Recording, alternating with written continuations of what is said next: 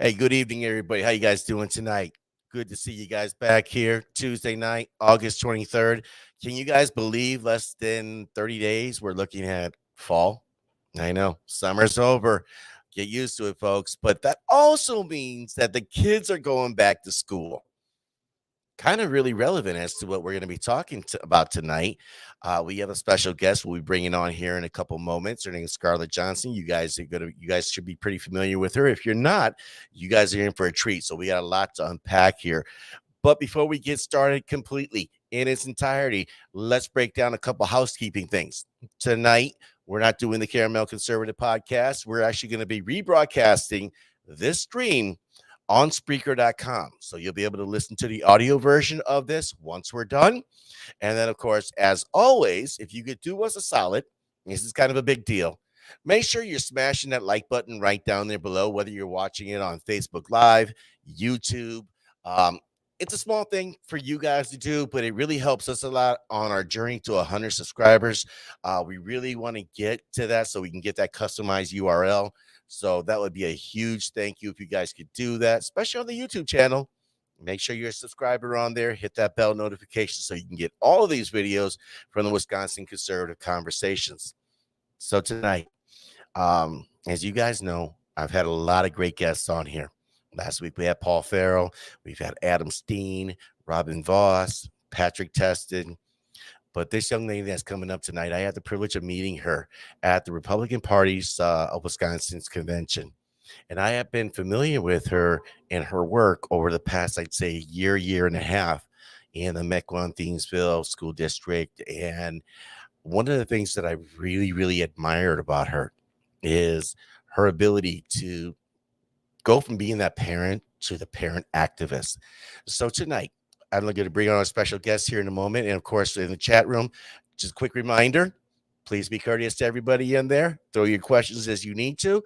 Let's bring our guest on right now, Miss Scarlett Johnson. How are you tonight? Hi, good. And I am a mom. So if you hear some things in the background, it's because everyone's just doing their thing right now. So hopefully it's not Organized distracting. chaos. Yeah, that's my life. So I had this one time where my youngest, we have 5 kids in total, 4 of them are around the house. One lives here. He decided to go hang out with a friend. They spent the night together, gaming and all that stuff that, things kids do. It was the weirdest feeling in the world. No noise, no chaos. I'm going to be a wreck when I'm an empty nester, but that's a story for another day. Oh, looks like okay, there we go. Yeah, so that's going to be some fun times. It was freezing up a little bit. Yeah, I saw that, and we should be all right now. But first, to get things started off here, let's talk about a little bit about who you are and what got you involved to being what I think is an appropriate term as a parent activist, a child activist here. Well, my name's Scarlett Johnson, and right now I'm a volunteer. I work with Moms for Liberty, and that's a national organization that has grown over the last 19 months. It started with, the story is very familiar, 2 women who, they were school board members and they ran again and they lost. And after that, they thought, how can we still affect change? And working with other moms, just like me and all of my friends that have worked really hard over the last years, they decided to start a group in Florida, and Moms for Liberty. That has grown. There's over 200,000 members across the country in, I think, 39 states right now. It's 38 or 39 states. And so it's very big in the South, very big in Florida and in New York as well.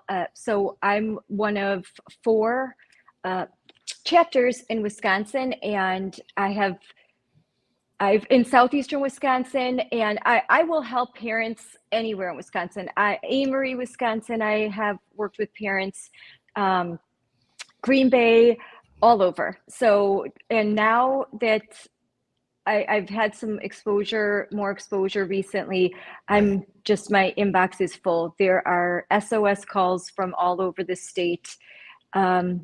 the education's a real mess right now, and we need more people to step up and get involved. And if you have been doing this and you have any background in activism, I'll make one plea.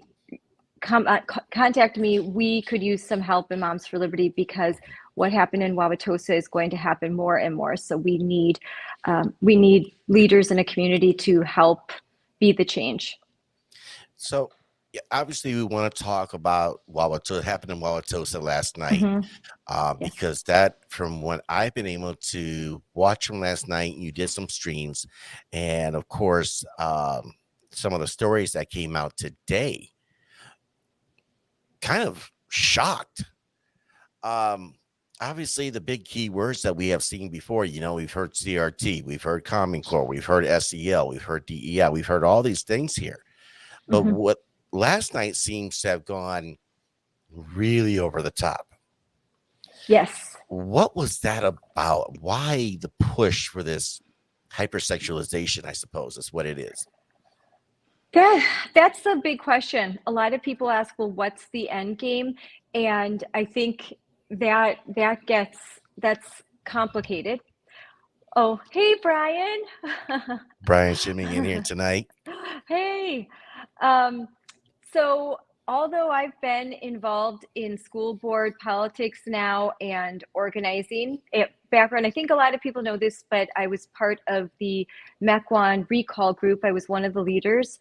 We started off just a group of parents, just like these Wauwatosa parents, who saw things that were shocking to us. We saw violations of board policy. We saw board members going rogue.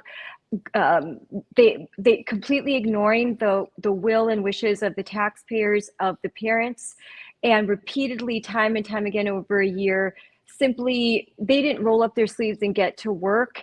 They locked themselves in a room where they congratulated themselves on how wonderful they are for doing absolutely nothing to help our children during the pandemic. And they gave all of their voting power. They surrendered that to the superintendent. So the superintendent had that power that we had given these board members as we elected them. They abdicated their duties. And that is the fundamental underlying reason why the recall happened. We begged, we pleaded. It was sort of like King George. First, we were very nice, we were kind, we were understanding, emails, we had meetings, phone conversations, went to board meetings, hat in hand, begging, crying, please. And that didn't work. And we just more and more frustrated until finally we were really upset. These are our elected leaders. They need to work for us and speak for us. And that's when we started the recall that no one ever thought would be successful. And we recalled 4 school board members, the first successful recall in the state of Wisconsin, and of school board members, and collected over 18,000 signatures in 60 days. I worked like a dog, 12 hours a day, sometimes slept in the clothes I'd been in all day. We went door to door. We were on the streets. We were in front of grocery stores. We went to parks. We did everything we could. We were not successful in the special election because that's when they realized, they laughed at us. Right. They made fun of us. They teased us. They never thought we were going to get the signatures. When we did, and when they saw that 4,500 community members were upset enough to put their name on paper and submit it to the district and say, you're fired. We want new leadership. That's significant. No matter what happens, what we did was significant. It was a national news story. It was a very big deal. And it started a movement in Wisconsin, which led to a 2/3 of more conservative parent candidates last April. They won. And we were happy and proud to lead the way and help lay some groundwork that led to the success.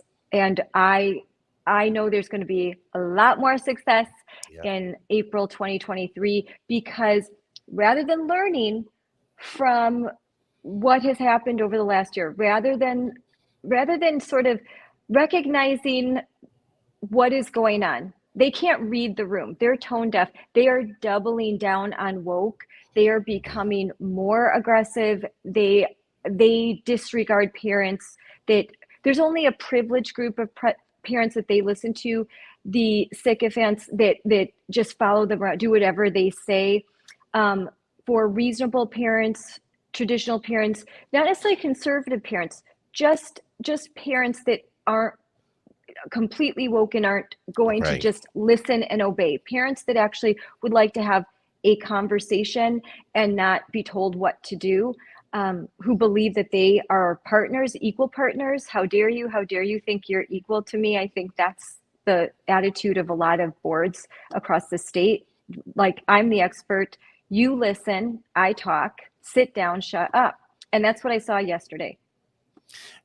One of the things when I think back on this pandemic and the onset of it, I understand a lot of people were scared. Made sense.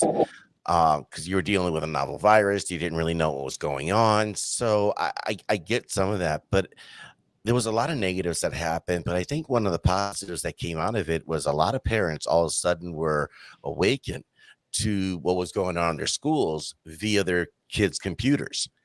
Yeah. And one of the questions I've always wondered about this is what, and I don't know if anybody actually would know this, but what led these teachers to believe that, teachers, school boards, other places, administrative staff believe that they had the kind of authority that you're talking about here and just be so dismissive of the people that they are serving to within their districts?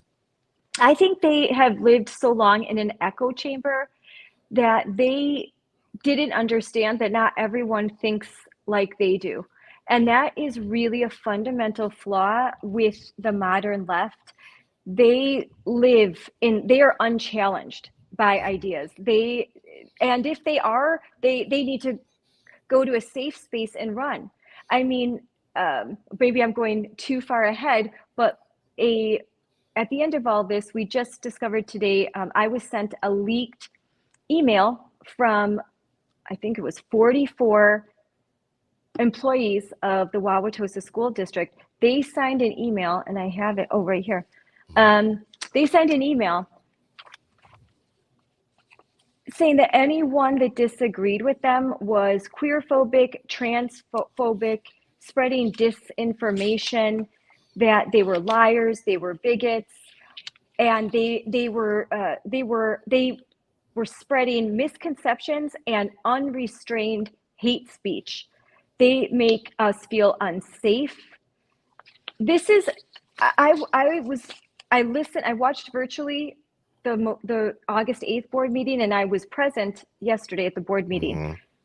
The only unrestrained hateful speech that I saw was coming from the supporters of comprehensive sex education, from the diversity inclusion crowd.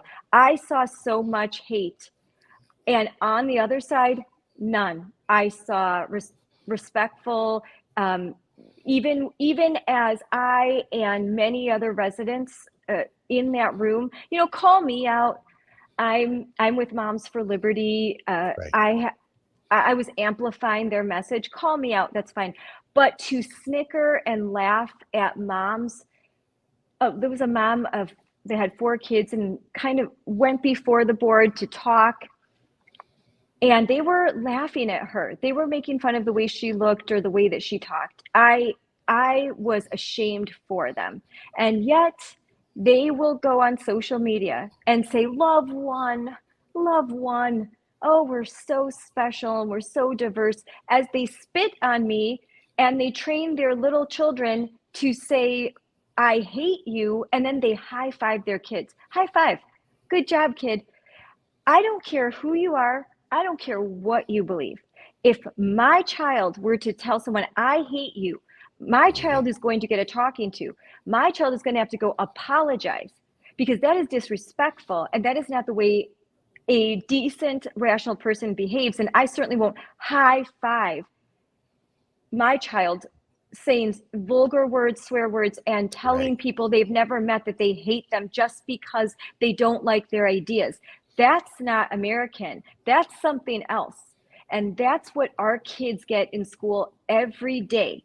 Okay, there is no tolerance for their ideas. There's no dialogue.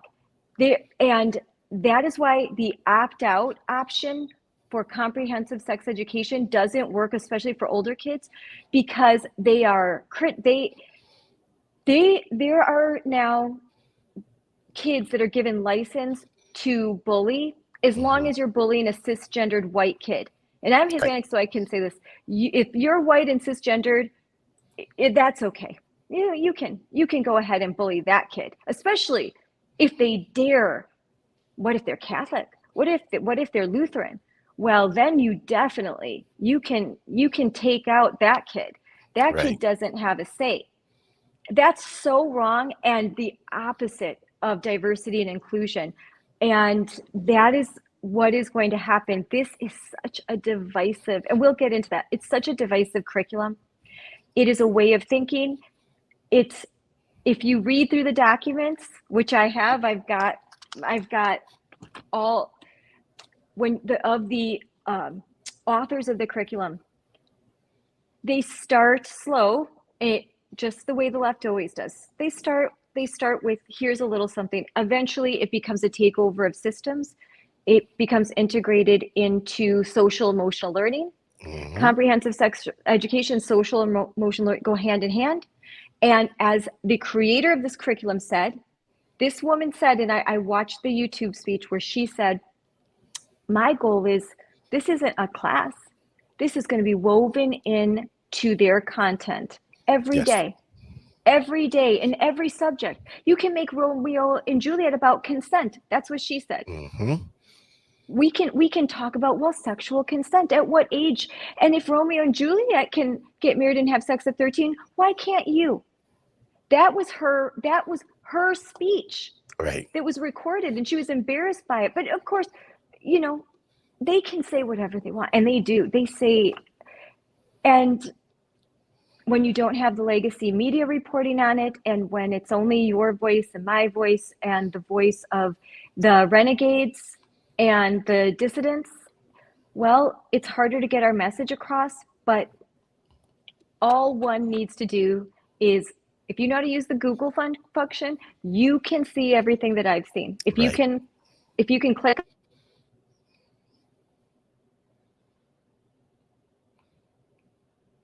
Oh, we froze up there. Give it a moment. We'll get it right back on there. Some curriculum, some questionable curriculum. Everything I cite, every image is coming directly from the curriculum, and that curriculum, by board policy, had to go on the Wauwatosa webpage. So You said something I thought that was really striking, and you talked about how they do a slow start, incremental. And one of the hot button topics, especially over this last year, was this whole idea of drag shows and trying to, drag library hour or whatnot. And I don't want to go too far into that, but it starts just like that, little by yeah, little by little. It's it a does.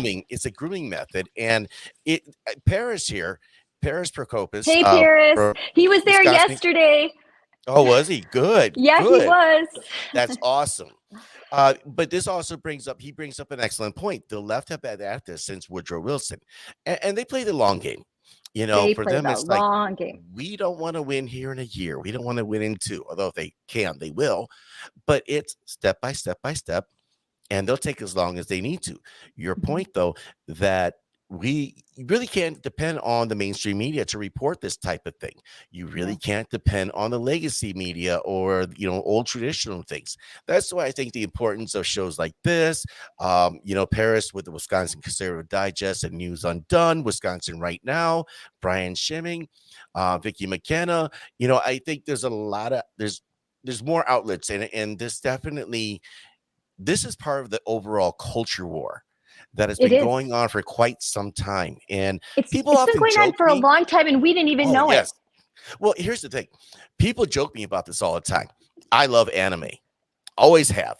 Um, Oh, my kids it, do too. Some of oh, my it's kids it's really like it. crazy. My daughter got me caught up on some new stuff a couple years ago, and it's like, I got my little, All Might superhero over here. But Oh, the that's thing, funny. well, yeah, My Hero Academia is kind of off the chain. But the thing is, though, if you're not paying attention to things like, I know it sounds stupid, but Cartoon Network, then you don't know the indoctrination that's coming in through that television set that you sit your kid down on. Mm-hmm. And then you double Yep. it up with what they're being taught in schools. Oh, it's a mixture for disaster. Yeah, it's a well, because you were talking about drag queen story time. You don't just jump into that, and that is a little more of an outlier. But Yes. as we saw during Pride Month, I mean, in rural areas of Wisconsin, there were drag queen storytime hours, even where Governor DeSantis is like rock star governor. They were, but he handled it like a boss because he said, "Well, I'm taking away your liquor license. What you're that's illegal, and I'm taking away your liquor license and putting you out of business." Now that's how you deal with this stuff. Okay, that's what we have to do more. We deal with it in an ethical way, and Mhm. we come down firm, and we don't tolerate this stuff. This stuff is abuse of our children. Oh yeah, I will be speaking at Meg Ellefson's Constitution Day event. I'm very much looking forward to that. See, now that I I love know Meg this, and I love Brian.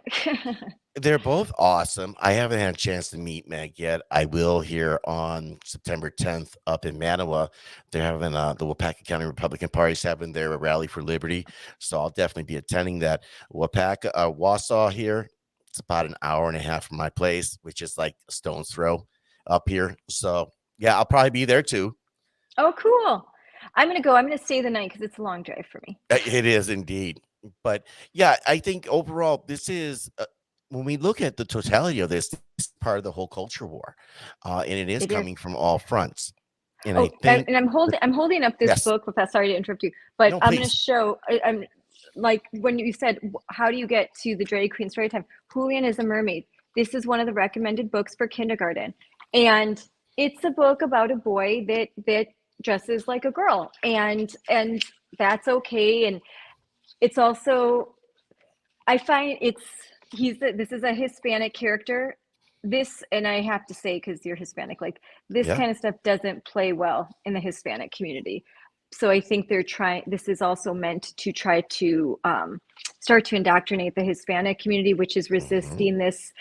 Also, in the Black community, this they are still more in line with traditional values. correct. And so I think a lot of this public school curriculum is about getting to those kids Hmm. whose families still are more traditional and who still attend church and still they just have a more they're exposed more to traditional values, and the parents will not they're not down with the woke, as they say. But Yeah. so at the end, this little boy, long story, look, he's going, and you can see it's very much like it's a precursor to drag, Hmm. and it's introducing those concepts of gender identity confusion. Boys can be girls, girls can be boys. Men dressed as women in elaborate garb is beautiful. It's normal. It's something that kids should see. They should see. They should go to a drag show. I think for someone to think it's appropriate for a child to see a drag queen strip show and put dollar bills in their garter, my first thought was they need their head examined and something's wrong Right. with them. My as a parent, I don't care who you are. I don't care if you're a heterosexual stripper or you are a trans stripper. Okay. No kids should see strippers. That's Right. just kind of a I don't know, common sense. But that is okay. I find so offensive as a woman because the most beautiful woman is a man Hmm. dressed like a woman, somebody who doesn't like with a drag queen doesn't have the shape, the body of a Right. woman, but that's a beautiful woman. If I'm dressed and I'm feminine, then I'm just a victim of the patriarchy, and Mm. I'm internalizing misogyny. It's better for me to have masculine traits, and it's better for men to have female traits. And I think I'm not a psychologist, I'm a political scientist, Sure. but there's something psychological going on here. There's some gaming going on with Hmm. our children, where they are destabilizing them. They are having them question their senses. Bill, I talk so much, but there's this Deb Philman. She does a podcast, The Reason We Learn, and we've become friends. And she showed me a video, and it was an SEL video. And SEL and CSE, which is comprehensive sex education, go hand in hand. In the video, a teacher was with kindergarten students, and she would hold up a picture of a red triangle, and she would say, "This is a red square." And then she'd hold up a blue square and say, "This is a red triangle." And she'd hold up a yellow circle and say, "This is a purple circle." And as I watched this, and I was in the room, it was a Moms for Liberty event, the national event. We were all gasping because we could see what was going on. They were breaking down their ability to trust their eyes and their senses. And that was being ripped from them. And I was told by James Lindsay that this is a practice of Mao Zedong during the color revolution. It was interesting. There's a YouTube channel. It's called The Infographics Show. And I was listening to it in the car yesterday. And interesting you said Mao Zedong, because it talked about the rise of Mao. And the things that he did, the propaganda, the mental Jedi mind tricks that was done during that time was Orwellian. And that's probably the best way. I mean, you're saying, here's a red triangle, but you're going to call it a purple square. Yes. That just I mean, I'm like, I got flashbacks of the 1984 movie, the book, where, but how are we going to start talking double plus negative? I mean, it Well, is. Harry had to not only say 2 plus, Harry Winston could not just say 2 plus 2 is 4. He needed to believe it. He had to believe it. It couldn't be something he just repeated. It feels so familiar when you read through these lesson plans, because the teachers early on, no, we don't say mom, we say a person who gets pregnant. And they repeat it, and they're told in the notes, repeat it. Now you're starting to break down their concepts of gender identity. What they're trying to do is come in at the youngest of age, so that they are restricted from becoming gender normative and cisgender. They want to stop the process of where they are normalized into Western society, Western civilization, and the concept, of marriage and family and babies and commitment and fidelity and monogamy. Break all, and who does that? It's the Marxists. Who wants to break those down? Yeah. Yeah, it's the Marxists. I mean, that's always been, the plan was to break down the nuclear family, especially here in America. Because when you think back and you have to go past Stalin, it was never so much, hey, we're going to break you. It's your grandchildren will be communist. Yeah. And how do you destabilize a society? I think, and we see this across the world. You take the father out of the home. You break up the family. You say that the kids don't necessarily belong to you. They belong to the state. Going back to, Mao's China, look at what some of the kids did to the teachers, their own parents. They would take them out and, they would take them out. The killing fields of Cambodia, where they indoctrinate the kids. They turn in their parents. Also, Antonio Gramsci, when he was a Marxist, put in a prison in Italy, caught by the fascists. He really thought long and hard as he was in jail, and he wondered, why haven't we been successful? We were able to, Stalin was able to come in, Lenin with Stalin was able to come in and overthrow the Russian Revolution, and the first communist state was built. But since then, and that was failing. It was failing miserably. Just one terrible, that's a whole long discussion, because the government is terrible at managing a population. They don't do anything well. Yeah, they suck. But so why did it fail? So it couldn't be Marxism. It just wasn't done well. What they needed was a march through the institutions. And then you have to, the church, and the education and the family. Right. And you need to destabilize all three of those things. And when you can destabilize those three pillars of Western society, you don't need to shoot a single gun. There's not a single bullet will have to come out of a gun. Right. The people will willingly surrender. Now, what I told you about the little kids that were engaged, that were forced into this propaganda situation, afterwards they were asked, how did that make you feel? They said, they would say, sick to my stomach. My brain hurt. My brain hurt. Things that there was something inside of them that they didn't feel comfortable. It felt wrong. Right. And the teacher said, now we have to work through this discomfort. We're breaking down barriers. She told little kids, I'm glad you feel uncomfortable. We're going to work through that. You need to feel that way. That's CRT.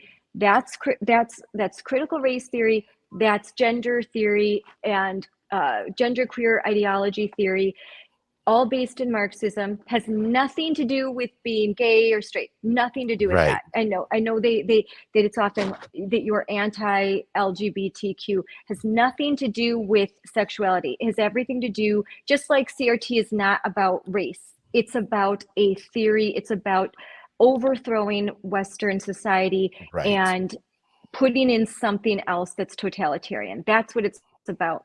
And they don't. I wish that they could see that more.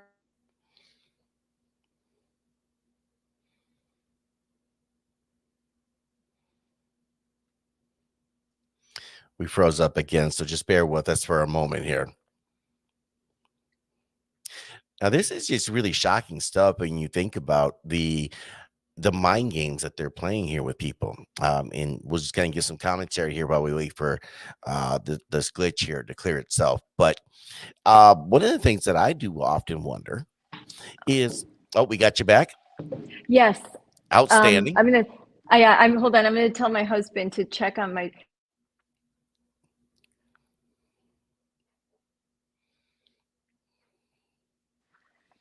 Okay, hopefully that doesn't happen again.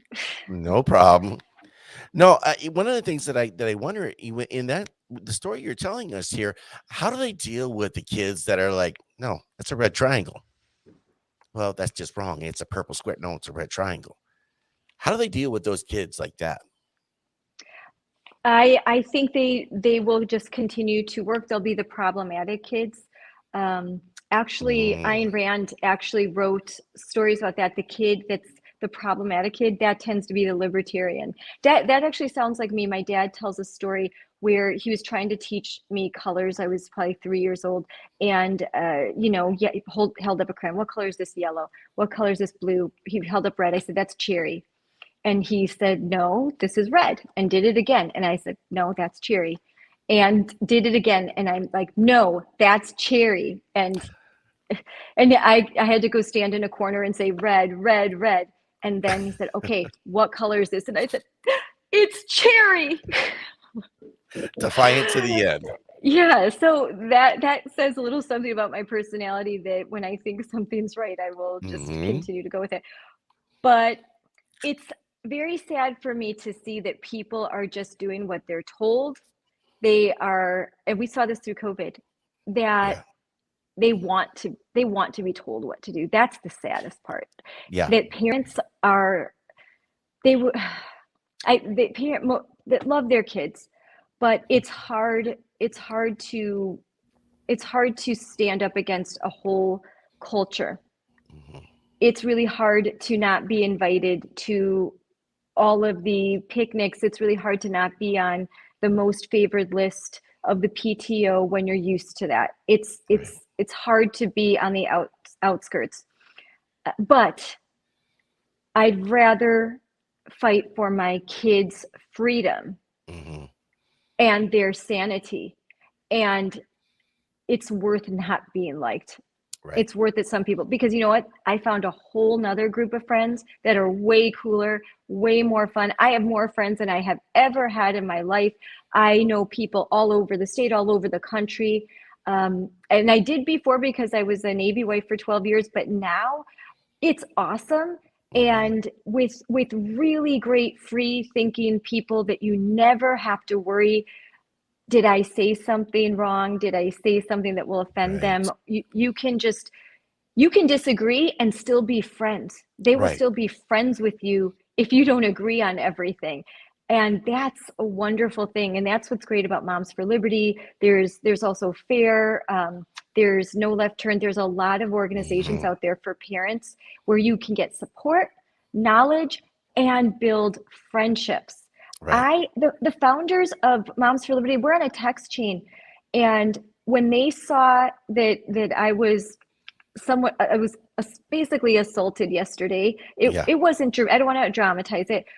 They immediately called me. Are you okay, Scarlett? I mean, my text chain, everyone's calling me. Are you okay? Are you okay? What can we do? How can we help you? That is what you'll have if you'll start to form bonds with people that they are the friends you want to have in a Yeah. foxhole. And my dad was a Marine. You don't want to have a woke friend in a foxhole. They're not friends. The minute you step out of line, you're cut off.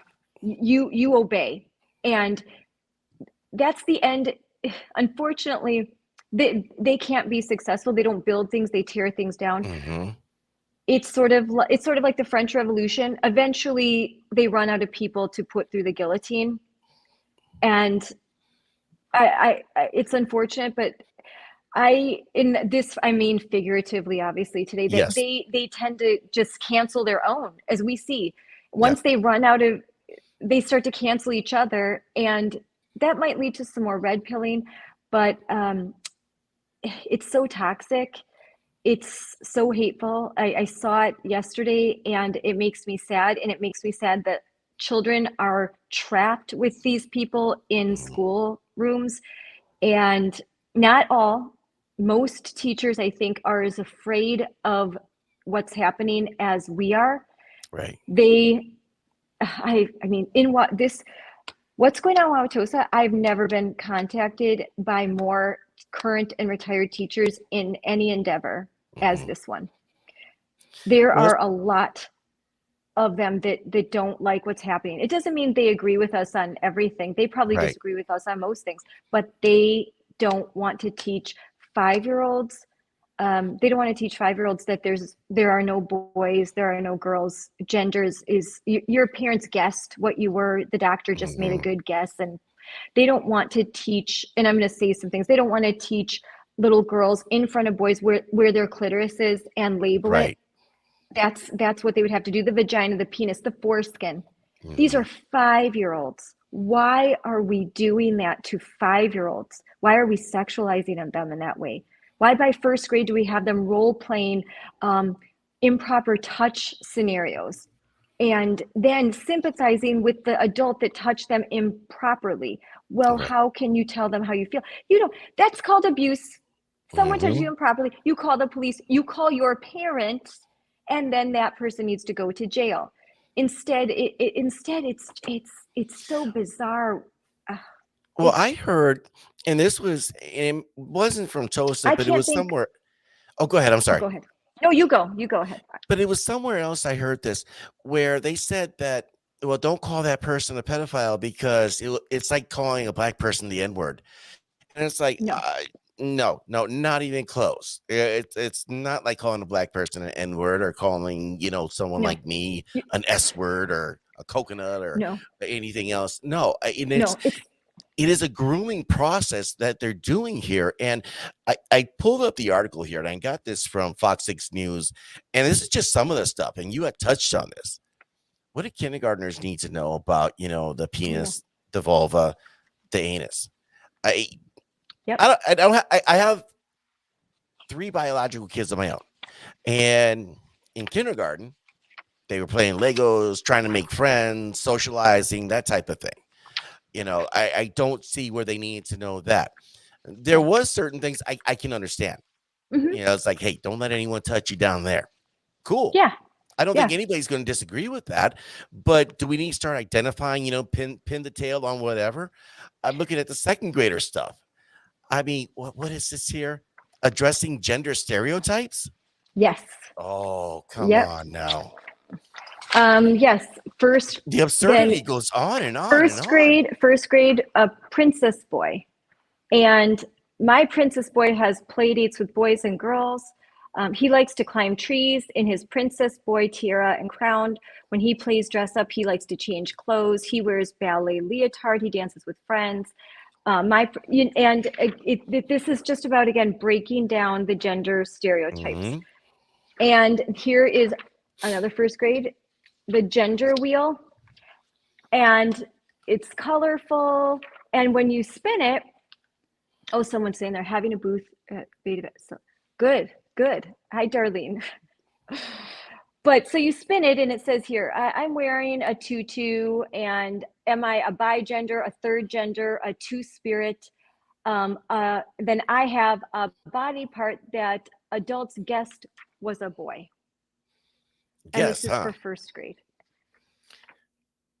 That guest one really kind of blows my mind. And it's interesting because I notice a lot of people on the left like to frame this as, these are Western civilization, Western norms. Here's the problem.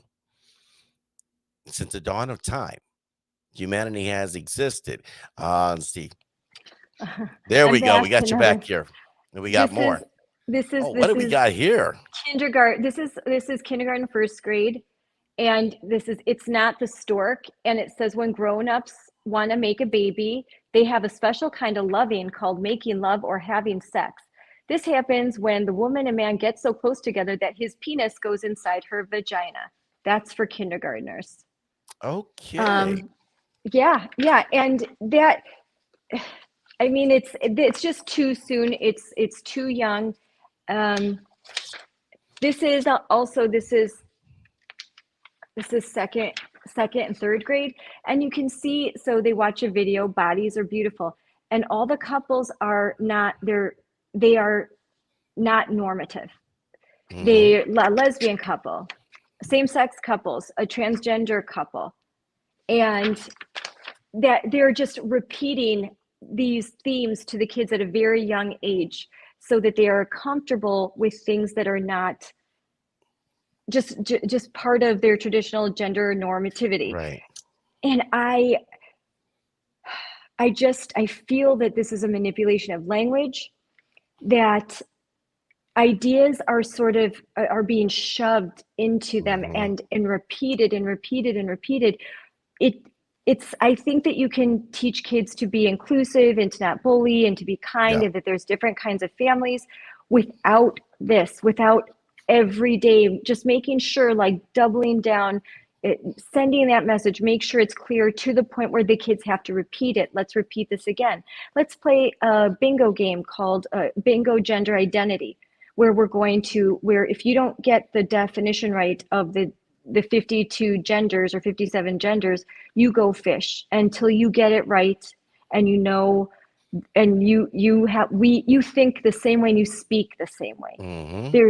There's no diversity of ideas. You can't debate someone who doesn't even know how to think critically, critically think. If you can't form your own ideas, that's a pretty malleable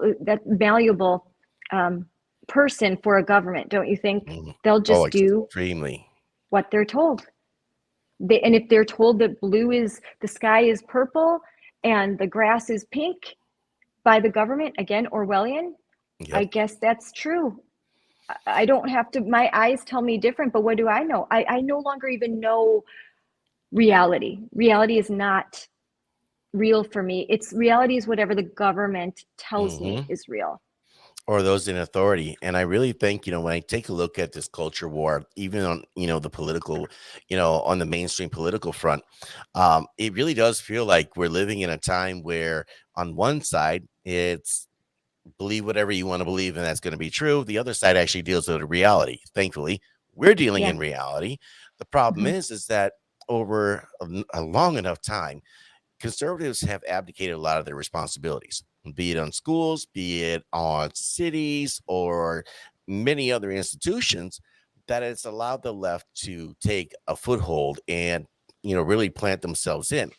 And you said something here that I think is so incredibly important, is the left's usage, and I will add bastardization of language. In a past life, I call every former job I had a past life. I used to work downtown Milwaukee, second in Wisconsin Avenue. I was a college admissions advisor for an online university, Kaplan University. Totally cool with saying it because the school is no longer there. And, well, let's just say I kind of felt bad at the end and that's why I kind of ducked out. But this was around 2011, 2012, and they had a sign on there. Now, don't get me wrong. I'm cool with everybody. I mean, literally everybody.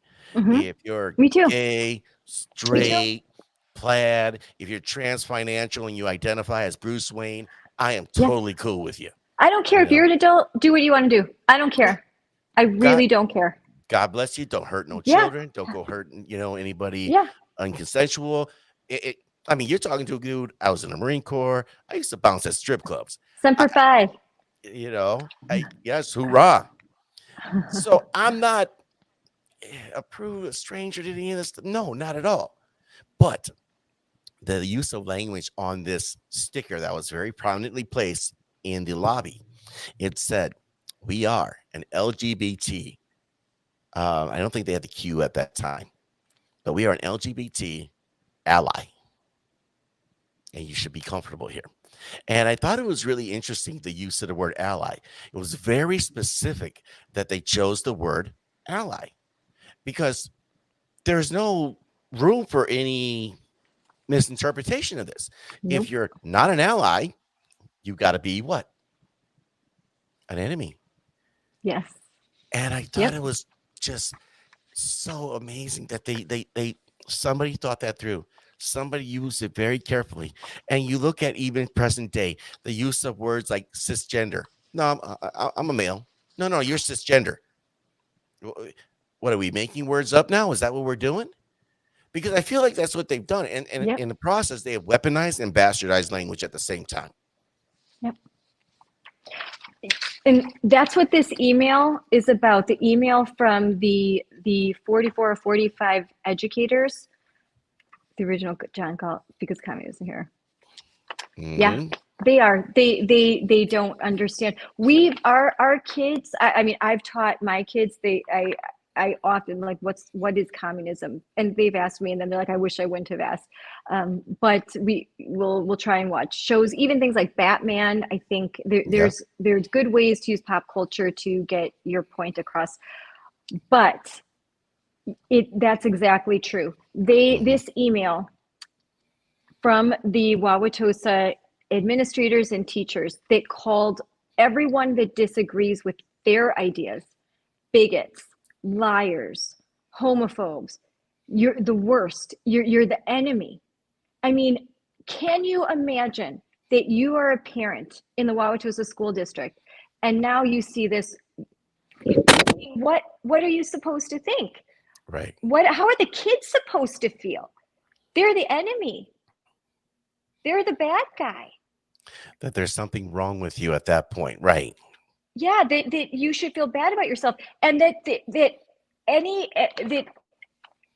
not all students. So it doesn't matter if you are cisgender or if whatever that you are, you can't make anyone in this protected class feel uncomfortable. If they're uncomfortable, you did something wrong. You can't challenge them with an idea. You just affirm But what about the every idea. inclusion? What about the diversity? Inclusion is exclusion, and that's where Ah, you get that's what it really is. When you look at, that's kind of critical race theory stuff, that words mean the opposite. so what you're Postmodern telling me is is is a play on language. what you're telling me is war is peace. Yes, freedom is That, slavery. Herbert Marcuse, all about it. oh wow. These are all the post Marxist theory, the critical theories that are the basis for Derek Bell's critical race theory.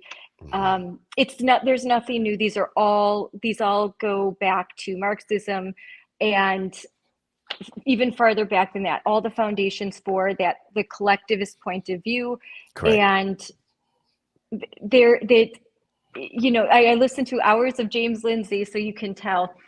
But I, when you really read through this and things, this is a scary letter, because it's there's there's a time coming where I think, sooner than we would like to think, where it will be more and more difficult to have ideas that go against the Mm-hmm. norm if we don't really start pushing back now and Right. asserting ourselves. We just have to. We need to, in Wisconsin, we need a new governor. We need a new AG. We need Eric Toney. I love Eric Toney. Mm-hmm. I probably should. I'm saying that as Scarlett Johnson he's a friend of mine. I'll give Eric a plug. I'm totally cool with that. um, we need to put people in office that are going to. It's pretty good here in Wisconsin. We have some pretty robust parental rights statutes. We have some good statutes as far as education. They are all being disregarded right now. Mm-hmm. They Because the language about age appropriateness of curriculum isn't precise. These boards are finding all the gray They're areas that they circumventing can't. it. So Mm-hmm. if we were to get a new governor, we can start all of the parental rights legislation and all the school reform bills will get signed. And then we will have an AG that will actually enforce the law. And these boards will no longer run wild like they did in Wauwatosa. In Wauwatosa, oh, hi. Um, in Wauwatosa yesterday, I saw a school board behave in a way that I've never seen before, and that's saying a lot because I've been across the state in different school board meetings. Right. They gave out a survey about comprehensive sex education, and they did it in June, between June and July. Of course, when parents are on vacation, they're not paying attention. Mm-hmm. Um, and so a lot of people didn't know about the survey. I think they had under 200 respondents. They sent out almost 14,000. I was just saying the district was how big? Yeah, huge. It's a huge school district. So they had 1% of the population respond. And I can guarantee you the 1% that knew about this all work, they're on the payroll for the Wauwatosa School District, okay? They're Wow. the people that are on the payroll, and they made sure that their people saw this survey and signed, and they had 65% approval. So on August 8th, they say, done. We finished our work. Because they hadn't updated the human growth and development in Wauwatosa in quite some time, they used that as an excuse to overhaul Mm-hmm. it, to kick it to the curb and install these comprehensive sex education, which was recommended by the Biden administration, developed Right. by Advocates for Youth, CCUS, Planned Mm-hmm. Parenthood, um, Gender Spectrum.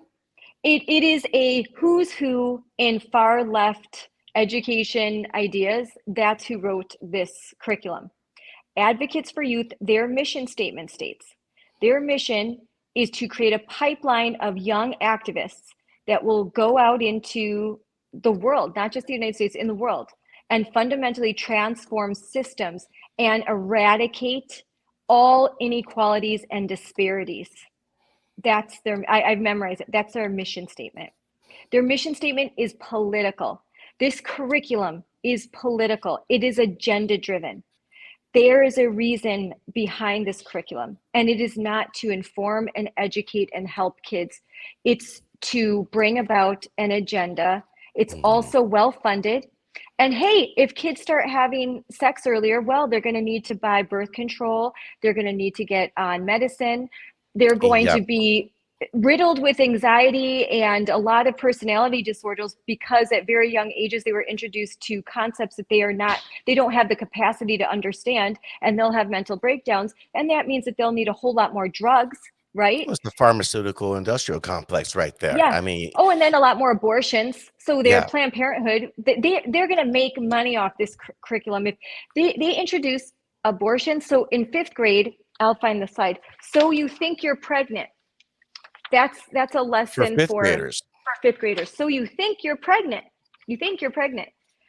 And then in sixth grade, reproductive rights.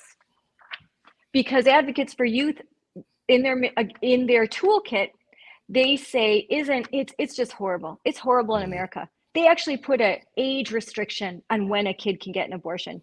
A child should be able to get an abortion free of consent of their parents at any age, and they in bold caps, any age, Anyhow, any age.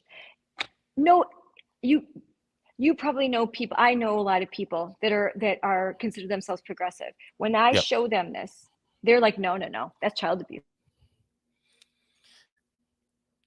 Well, I think what you have is that, even amongst people that I know that will traditionally vote Democrat, that just doesn't make any sense to them. It doesn't resonate with them. It's like this is a child we're talking about. Even, with a teenager who might stay 14 through 16, you're still dealing with somebody who's not mentally, capable. Yes, physically, sure, but mentally, there's so much that's missing there. Let's see, we're glitching there. So bear with us there for a moment. We'll get Scarlett back there. There we Yes. go. I don't know what the last Outstanding. thing you heard me say. I was like on a rant, but basically this, when people see this curriculum, they don't like it, and it crosses political boundaries. It crosses whatever race you are, it doesn't Hmm. matter. Okay, whatever economic status you are, it doesn't matter. It doesn't matter your political affiliation. You want to protect your children, Yep. and you do not, there isn't a sane individual, and I qualify that by sane. Hmm. There isn't a sane thinking person that thinks that their 11-year-olds should have access to abortions without talking to Right. them. And there isn't a sane person that thinks that you should be having conversations with your average 10-year-old about sex. Now, a reporter today said to me, well, Scarlett, there are some kids that are having sex in sixth grade. It happens. And I said, it's rare, but there are some kids smoking marijuana. There's some kids getting drunk. There's some kids Hmm. vaping. There's some kids hooked on crack. Should we Those are the make it safe for anomalies, them? though. Should Right. we make it safe for them? Should we make it safer for them to drink when they're in sixth Hmm. grade? Should we make it safer for them to vape? Should we make it safer for them to give them a crack pipe in a safe area? Let's make sure Right. they're safe. Sex at sixth grade is abuse. It's against the law. It is statutory rape. Whoever's doing it should be in jail. Hmm. And teachers are mandatory reporters. Though Right. that's the facts, though that's the law. And instead, they're being taught about reproductive rights. They're online in sixth grade. They're being showed how to go on the internet and find condoms. Oh, And here, I have the image right here. This is pulled straight from the Wauwatosa site, which is the 3 R's curriculum. Expert answers on condom FAQs. It's your sex life. This is sixth grade curriculum. wow. Look at all of this. Here, teacher will hold this up. How How effective effective. are condoms? This is what she'll hold up. And then this is sixth through eighth grade. This is the lesson, becoming a sex ed sleuth.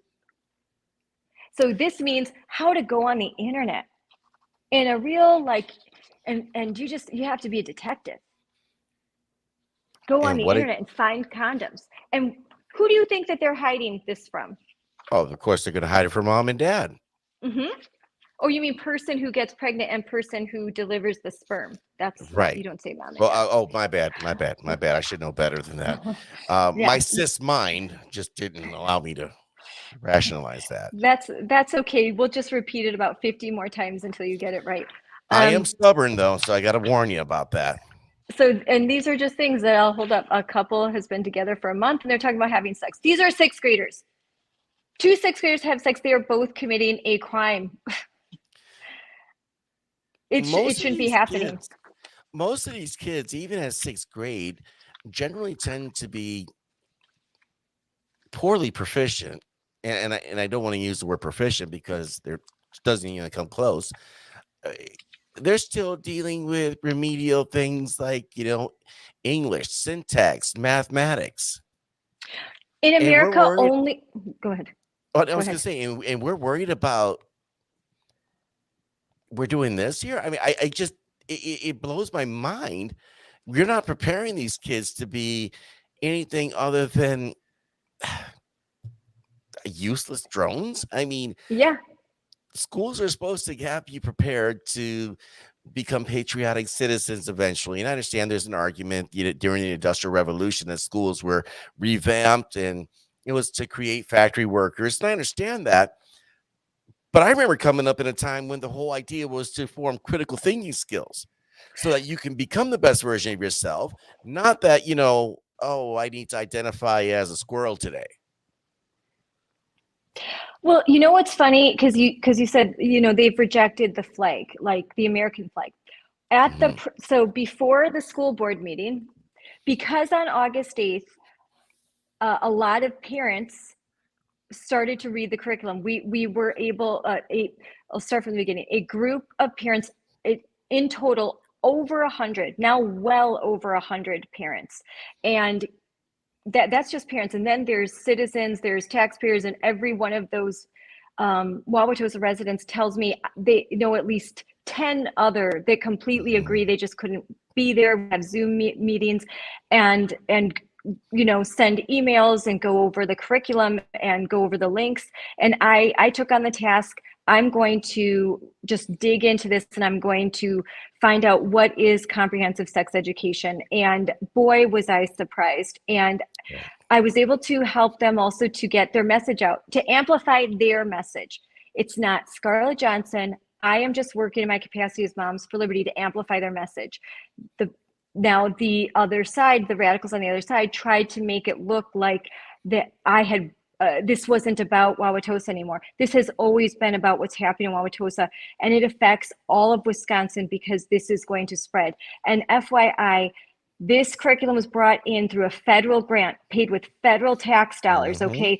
All of us have a say in what happens with comprehensive sex education because we are paying it.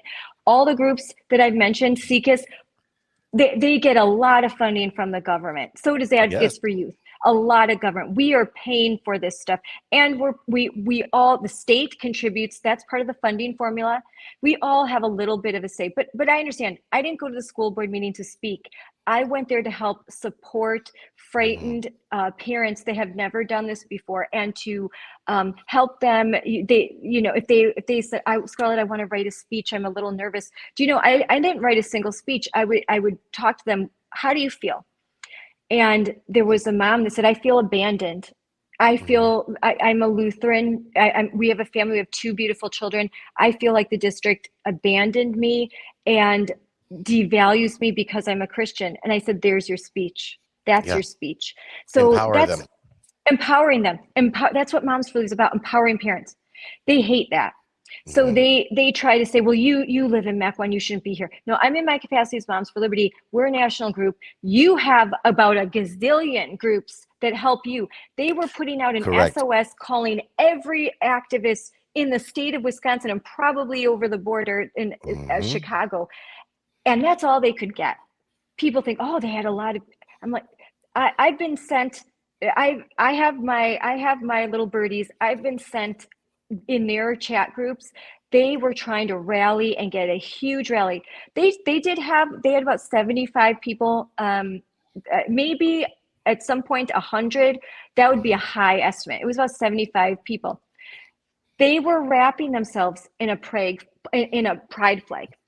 It Oh, looked is like an that what American that was flag. about? Yes, I saw that. Several wrap themselves waving. So you know what? They are showing allegiance to something. The way we value the American flag, they value the pride flag. And I'd like to ask, what does that represent? What does that represent to you? And so this is very much an ideology. This is very much Mhm. a core belief, something that they really strongly believe in. And they often tell us that we shouldn't have a say in education because we're just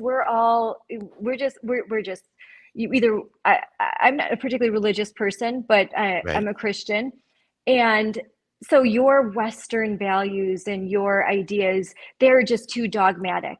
As they wrap themselves in a flag and and wear Hmm. the all the symbols of their own ideology and their own dogma, which they want to envelop these Right. schools.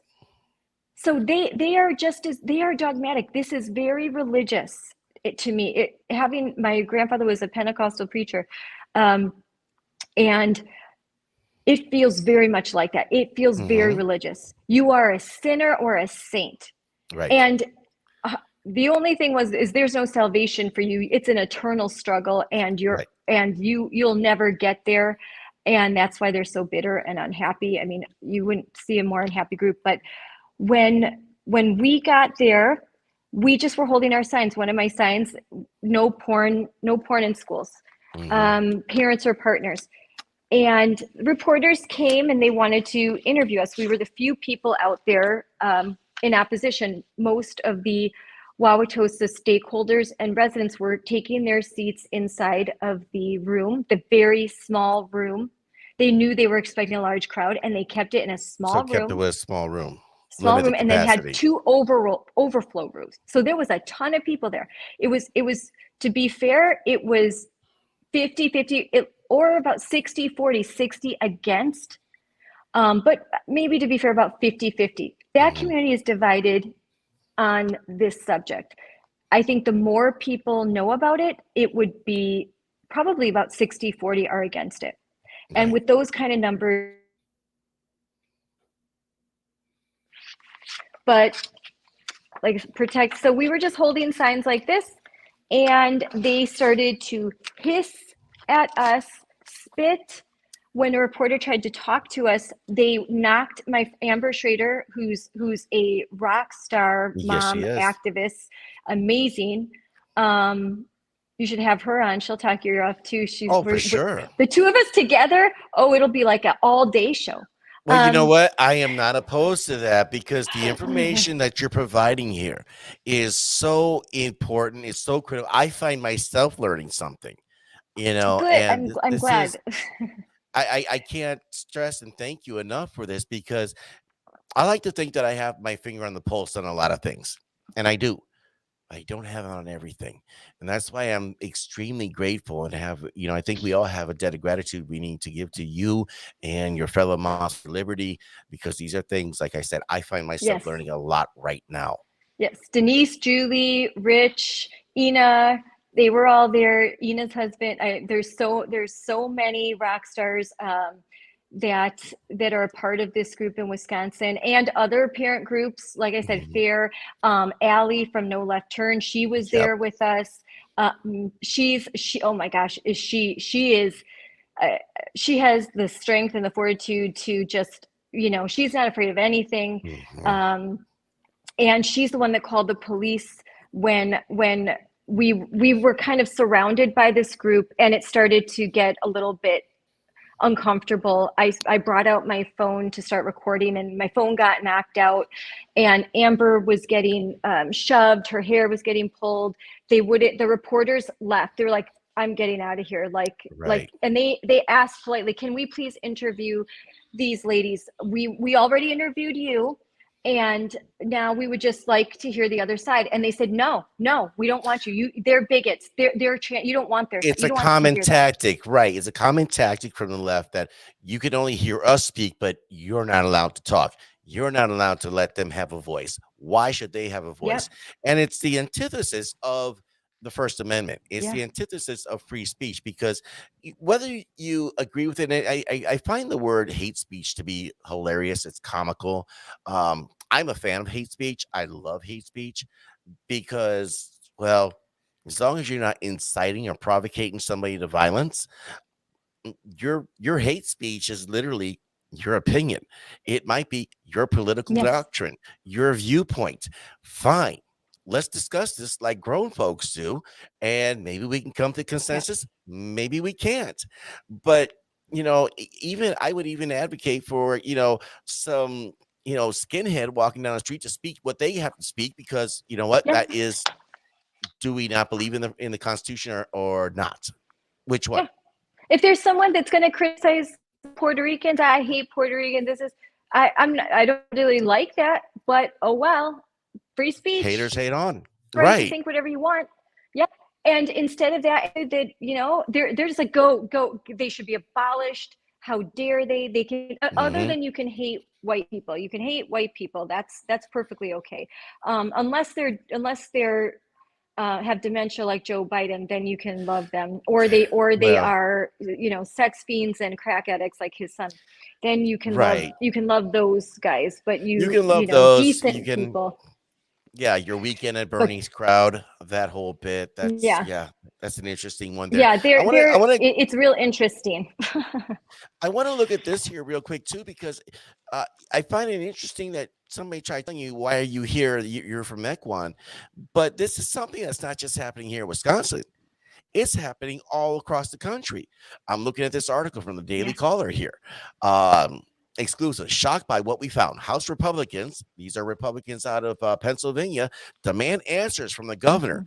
over alleged sexually graphic children's books. This, we're talking K through 12 in public libraries, in Yep. this Oh, libraries at schools. Um, Dr. David King was doing a live stream yesterday, and he had a picture of this book called The Gay BCs. And this is what they want to indoctrinate our it's children with. perfectly This is what they normal. want to know. It's Mhm. perfectly normal. This is one of the books, and this is Wow. for 10 years old and up, though it's used. Yeah. And I opened this up, and my 14-year-old daughter or 13-year-old daughter was behind me, and she said, "Mom, why are you looking at pornography?" And I'm like, "Yeah, exactly. Hmm. Masturbation." This is something they start to learn fourth, fifth grade. There's a heavy emphasis on pleasure, how to pleasure yourself. They call it outer sex. You know what Yes, I've heard that. abstinence education means to them? Yeah, it means outer sex. And also anal sex is also not really sex, and that's why in California they just passed a law that if you are underage and having sex with someone up to 10 years older than yourself I and they are same sex, it's not statutory rape. Oh, So I would like to say to those who say, I truly want to protect same sex attracted kids. Why don't they want to attract same sex attracted kids? Why is it okay for a 10-year-old to be molested and abused by someone who's 20, and that's not even statutory rape in California? Why right. is that okay? And that's something that advocates for youth would dislike, that because they think there should be no age of consent. Any consent, and that's why they really focus on consent, because they're trying to break down the walls of consent, because it unfortunately, a lot of the people behind this, they are deviants, they are Hmm. monsters. Well, And I I don't find it, think that most people realize what's happening. They don't realize it, but that's yeah, what it's doing. I It's find it breaking down barriers. I find it funny because there's this paradox of different things going on right now. Um, we want to go ahead and get rid of the age of consent. Okay, 10-year age gap, 10 years old, you're good to go. Um, but yet you want to raise the age of buying a rifle to 21. Yeah. You want to Yeah. lower the voting age to what, 16, 14, whatever it is they want to do. But They would lower the voting age to 10 months old if they could. right, but you can stay on your parents' health plan until they're 20, 26. Back in the day, we called that failure to launch, by the way. That's not And something did you you would be know proud of. this? And do you want to, and you know this? In these more progressive states, if your child wants to chemically transition, I believe Chris Elston, who is Billboard Dad, who's amazing guy. Mhm. He was just on Tucker Carlson. He's going on Tim Pool next week. He's going to be with Matt Awesome. Walsh. Yeah, he walks around. He's from Canada. Amber and I had the pleasure of going out with him this on Sunday. We walked all around Milwaukee, and it was actually surprisingly to me, we had way more positive responses than negative. And I guess I shouldn't be surprised, because the only message we had was, don't chemically castrate children. I mean, can you believe it? Can you believe that we're holding signs now in America begging parents to not chemically castrate their Hmm. children, begging for laws that protect our children from themselves and from the radicals that are putting these thoughts into their heads that if they are uncomfortable in their body, they should cut off their genitals when they're Right. 10. They should make permanent decisions when they're young. I mean, advocates for youth lamented that kids under 18 can't get tubal ligations. Right. They think that under the age of 18, you should be able to consent to tubal ligations. That means you will never have a baby. Well, And that's great. some of these surgeries are It's great for irreversible. the environment. Yeah, irreversible damage. Abigail Schreier. Everyone should read it. This is third grade, and you probably can't see, but after they go through third grade and they in detail explain what sex is and they in-depth discussion of genitalia, they learn about anal sex, oral sex, outer sex. This is third grade. Third Third grade. grade. Then they're third grade, 8 years old. They start to learn. It's the beginning of these concepts. So they will say third to fifth grade. So you start, these lessons are meant to build on each other. So you start with the ground level at third grade, you build up to fourth, fifth, and then they've objective, and then you get to sixth grade where basically you're like, get it on, here's a condom, do it, whatever feels good, do it, Right. find pleasure.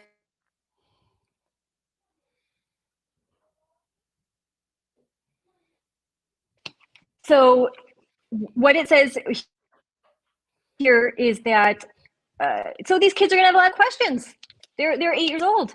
They're I mean, my God, my kid, do something like this to my kids and you'll be that'll be one Right. sorry educator if they are trying, but that's not going to happen to my kids. I have them in very in with wonderful people in a school, in a private school that's very small, and Hmm. they are committed to children and Right. educating them and fostering in them a love of learning and an innocence as long as possible. And that Hmm. is the most that we could hope for. And if you can homeschool, do that. But we can't let I have a daughter that next year will be going to a public school. You know, we only have elementary schools.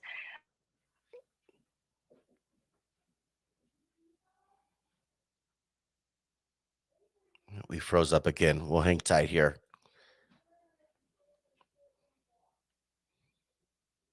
One of the things that I want to know, as waiting for Scarlett to get back here, one of the things that I want to know about this is what teachers actually teaching this type of stuff. Like, I can't imagine that there's going to be a teacher that, your homeroom teacher's teaching this. Who exactly is doing that? So who's teaching? Well, there's a little bit. I didn't want to say anything until I was sure, but luckily this email kind of cleared it up for me. Mhm.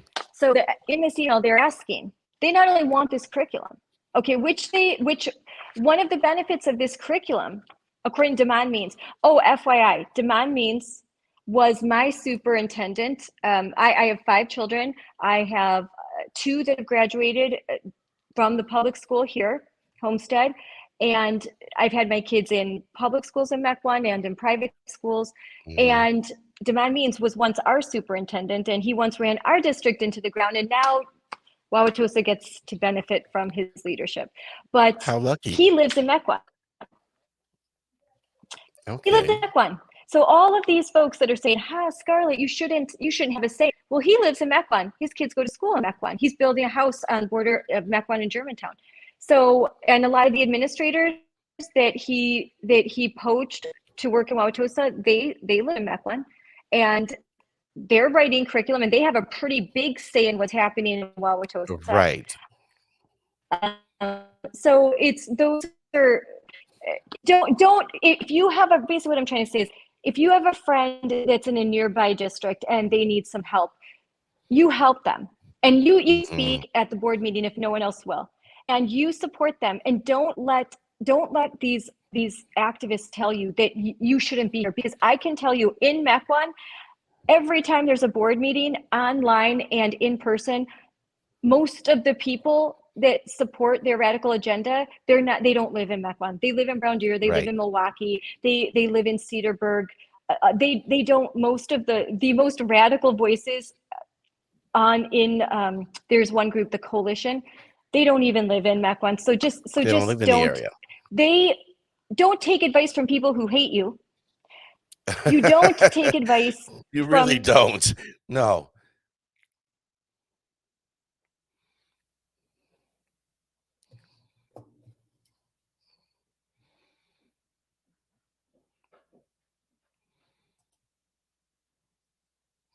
See, we keep glitching here.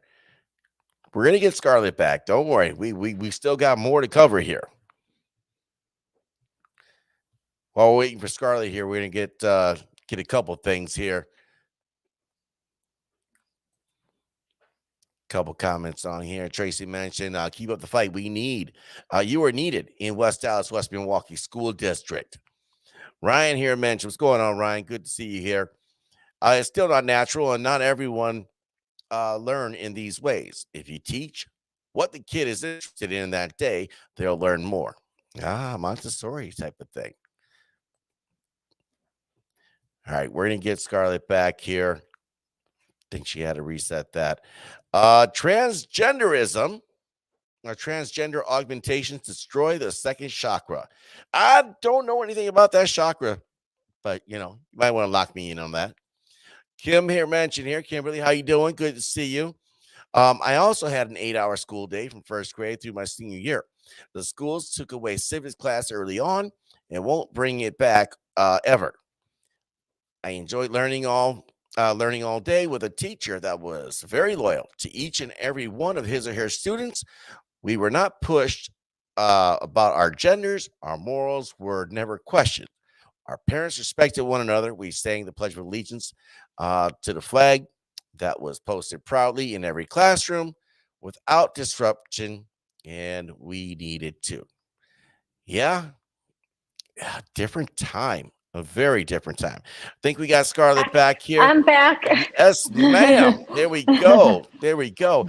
Um, let me jump into something here real quick. We were just going through some of the comments in here, but as they were having this, I don't know, a discussion goes two ways. It seems like they had their mind set on one thing, and come hell or high water, that's what they were going to do. Yeah.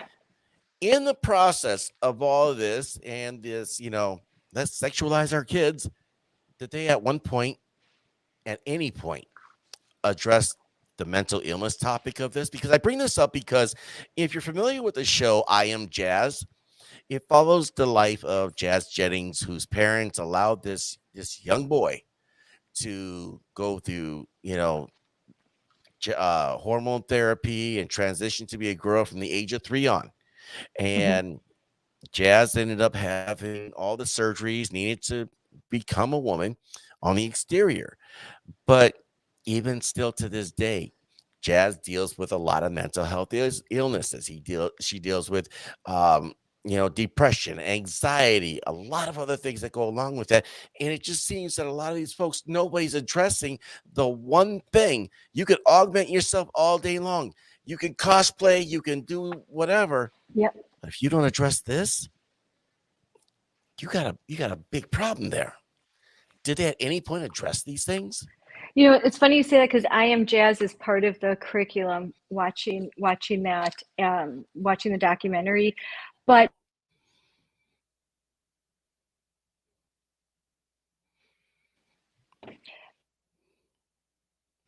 I'm here. I'm just gonna go. I'm gonna try and go a little closer and hope No that problem. there isn't an issue with the internet. But so yes, to answer your question, yes, there were two board members that there were only two that had any sort of issue with this curriculum, mainly because they saw that so many stakeholders and so many parents all had such a vitriolic response towards this curriculum. And as far as the mental illness, we were able, I should say we, but Wauwatosa residents and parents were able to enlist there were 4 doctors there that were coming to give a 3-minute school board speech. Mhm. 2 were able to be heard, and they were amazing. 2 PhDs, one was a PhD and an MD, another was a retired MD, and they did speak to the psychological damage, that the data and the studies are not good, that they are not, the longevity of the studies, it's very short. This is Mhm. very new. All of these surgeries, all of the drugs, all of the treatments, they are emergency. Okay, so Right. if anything goes wrong, you can't sue.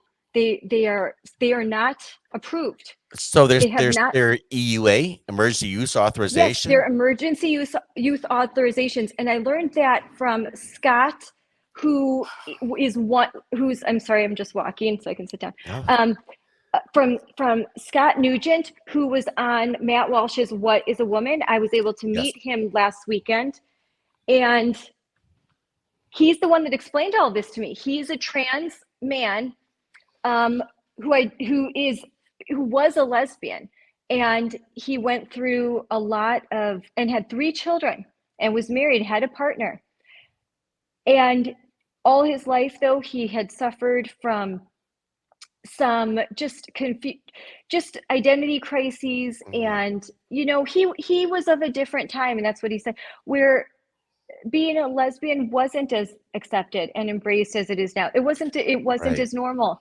and so he had a really hard time, and he thought, hey, after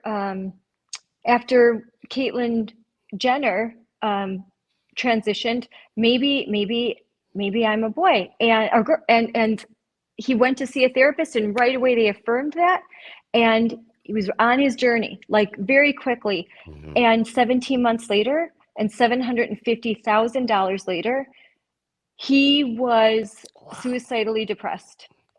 All of his problems did not go away, they actually increased. Mhm. And but he can't undo what he's done. He's had top bottom surgery, the full, and he's nearly died. 17 months infection that was painful. He lost his house, he lost his car, he lost his job, he lost his wife, he lost his kids. And now he is out there trying to talk to kids that are on the verge of transitioning, and ask them, hey, wait, just wait. You don't have to do this right away. Just get Mhm. some therapy. Think about it. You might change your mind. I was 42 and I went too fast. And he likes 42. I was an adult and I made a mistake, and I can't change this mistake. I'm going to die. I'm going to die much younger. Mhm. He's very, he's got a lot of medical conditions, and he's a wonderful person. And Right. we spent the day together, and I learned a lot, and I have a lot of respect and empathy for him and what he's trying to do. And I learned from him too that we do have to parent and teach kids who feel different. Mhm. We do have to provide for them. I don't advocate that we just um, that we go back to a 1950s view of the birds and the bees, and we don't Right. address the realities. I absolutely don't. I don't agree with that. And I hate that they constantly put us in these binaries. Again, you are either for this radical agenda, or you want to go back to the Stone Age. Okay. Mhm. And that's not fair. That's not what the Wauwatosa parents and residents believe. That's not what Wisconsinites believe. That's not what most people in this country believe. Right. We would just like to not have our kids um, exposed to materials that they're just not ready for, they're too young for, and we definitely don't want our kids sexualized and then more likely to be the victim of a predator who will Mhm. abuse them psychologically and physically. And that is proven. That is a fact. Right. So we're just out, we're trying to protect children, but so from the from the front lines where we're protesting and getting knocked around, and eventually I was grabbed. I was kind of do Facebook Live and recording as they were yelling at me, they were making fun of me, they were yelling at Amber, they were yelling at all of the women. And we had two gentlemen there, and just, we were getting yelled at, and obscenities, and kids were encouraged to say hateful things towards us, which I found abhorrent, that a parent would Disgusting. encourage their kids to say mean things like, oh, they're hateful, they're they're racist, they're this, they're that. Mm. So I started to record, and I started to say, hey, this is the tolerant and diverse crowd right here. Right. And one of them came up from behind me and grabbed me, and my friend had a picture, and she just looked like this, and I have that picture on Facebook. Turns out that person is an alderman and a Really? PTA president in Wauwatosa. So this person that grabbed me, and we did call the cops. Allie, right? So she called the cops. I could have had her arrested, and I didn't, because she was there with her kids. Mm-hmm. And I didn't want. I am a nice. Listen, I'm a nice person. I'm actually not what they say, and I had some empathy for her, and it was I wasn't harmed. I wasn't like, I was like, I was shaking, and it shocked me, and she did touch me and grab me and invade my personal space, and Mm-hmm. and threaten me. But I at that time, I said, I'll think about pressing charges.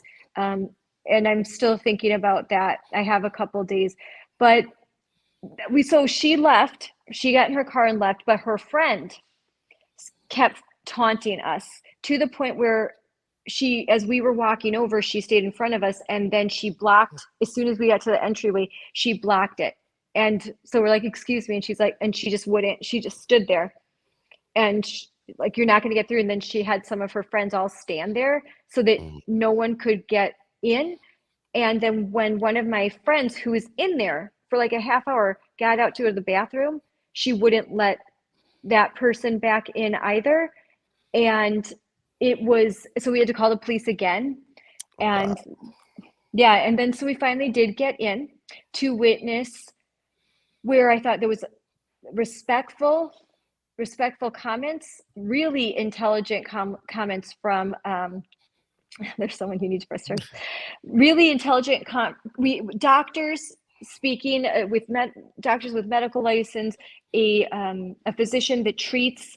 She said, I treat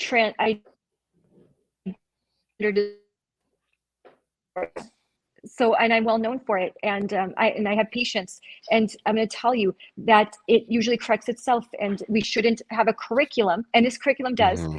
It normalizes using drugs that will cause chemical castration. Right. It normalizes young kids making the decision to make permanent changes, and it's very questionable about the groups. I wouldn't say the curriculum tells children, go, you don't need your parents' consent, but the groups that wrote this curriculum absolutely think that Mm-hmm. children don't need a parent's consent. So how do you think this curriculum is skewed if the people that wrote it firmly believe, and they were huge financial supporters of the laws passed in Washington State and California and New York, and they want New Jersey and Pennsylvania. So if they are the activists behind this movement, what kind of curriculum do you think they would write? Would they hire the Heritage Foundation to write a curriculum and think that there wouldn't be an Right. influence of conservatism? Well, you don't hire far left political radical groups that are on the fringes, the very fringes of the left. This isn't your mainstream Democrat. These are people on the fringe.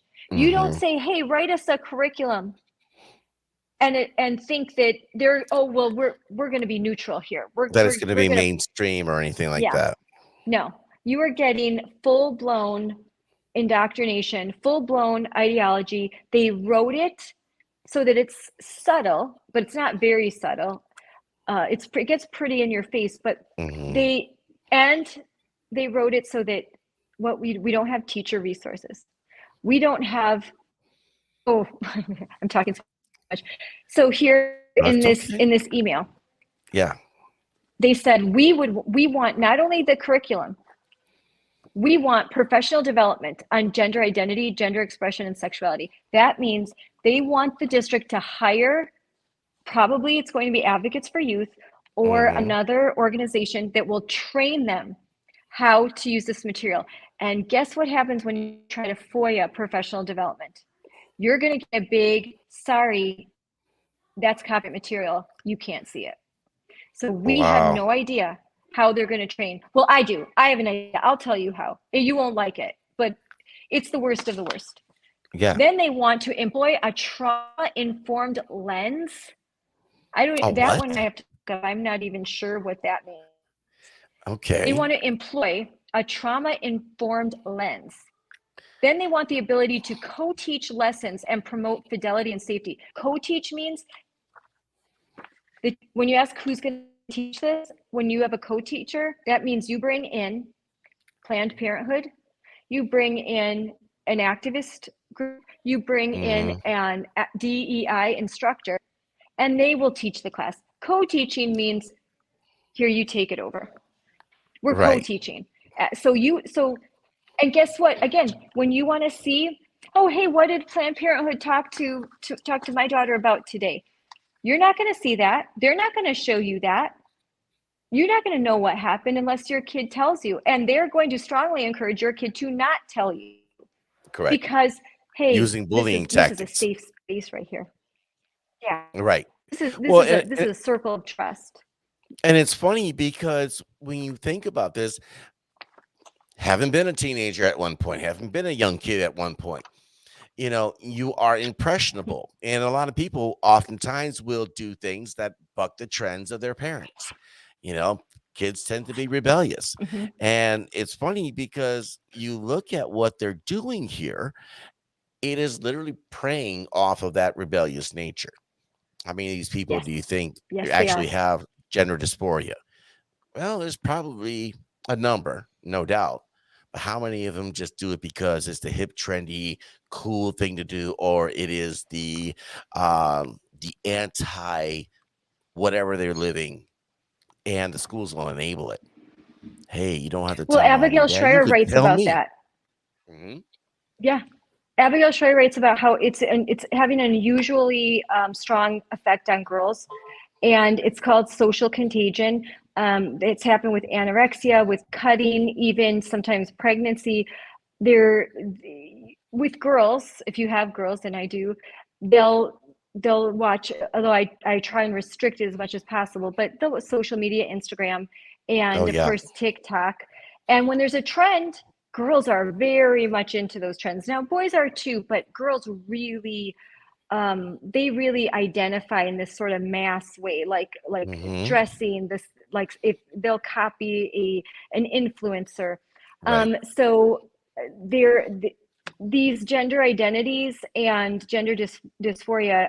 Abigail Schreier has written a great book, and she cites and she continues to write about this. Barry Weiss. What's interesting about some of these thought leaders are Barry Weiss is a lesbian former New York Times editor who is by no means, she's not a big Trump supporter, she's not far right, she just is sane. And Hmm. she knows that what this movement is doing to girls, it is having an unusually harmful effect on girls and women. It is erasing them. It is Yeah. destroying them. It is it is in defiance of evolution, nature, Hmm. everything. They're going at the very fabric of humanity and Yep. tearing it asunder. And Yeah. we have to recognize that and admit that. And that doesn't mean that we're intolerant people. That doesn't mean, if you are an adult and you, Caitlyn Jenner, good for you. And in fact, and also a conservative. I don't care. Hmm. You want to be called she? Sure, I'll call you she. Sure. That's fine with me. I don't have a problem with that. It's live and let live. That's what I'm Hmm. more libertarian. That like live and let live. Just don't, like I said, don't harm kids. Don't break the law, and say whatever you want. Be whatever you Right. want. Sleep with whoever you want. It is. But why can't they be that way towards us? No, we can't. We can't say whatever we want. We can't be whatever we want. We can't have whatever religion we want. We can't even, our kids can't even be safe in their own minds. They are Mhm. invading their minds and trying to get in there and rewire them. There is no safe space for Right. our kids. And that's what you need to recognize that and really, really think about the fact that you are putting your child somewhere for 8 hours a day.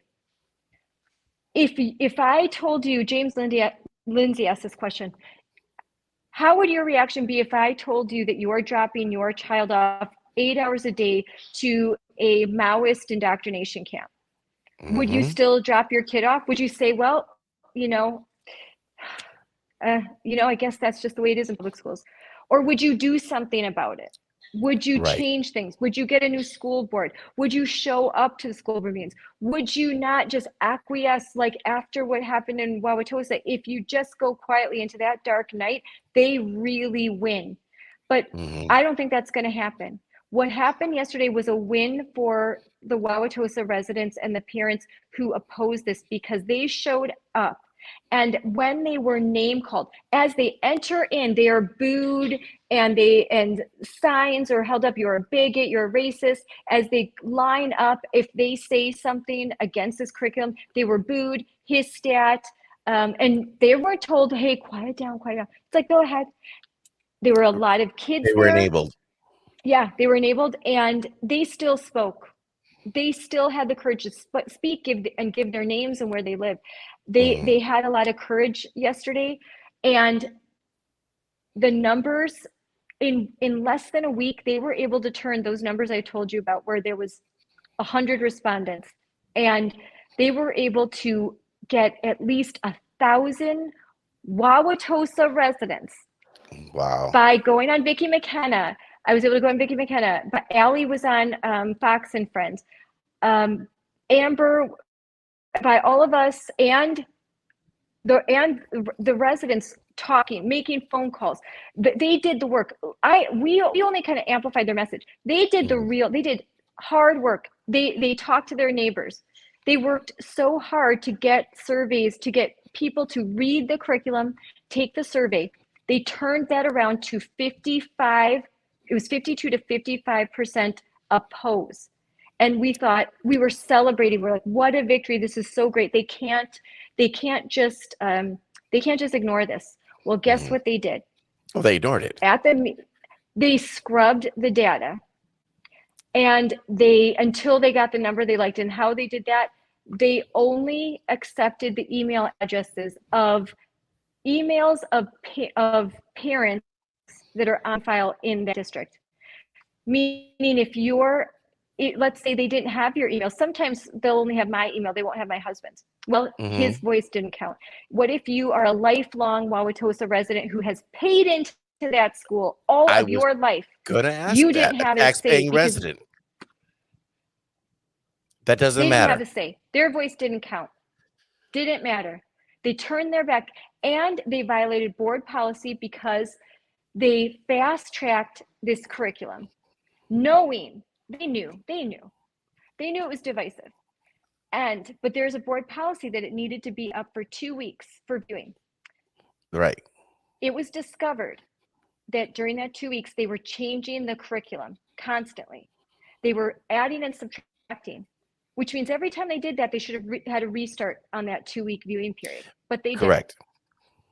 And then at the end, when the 2 week period was over, they put more curriculum, they put more information into that file. That was in violation of board policy.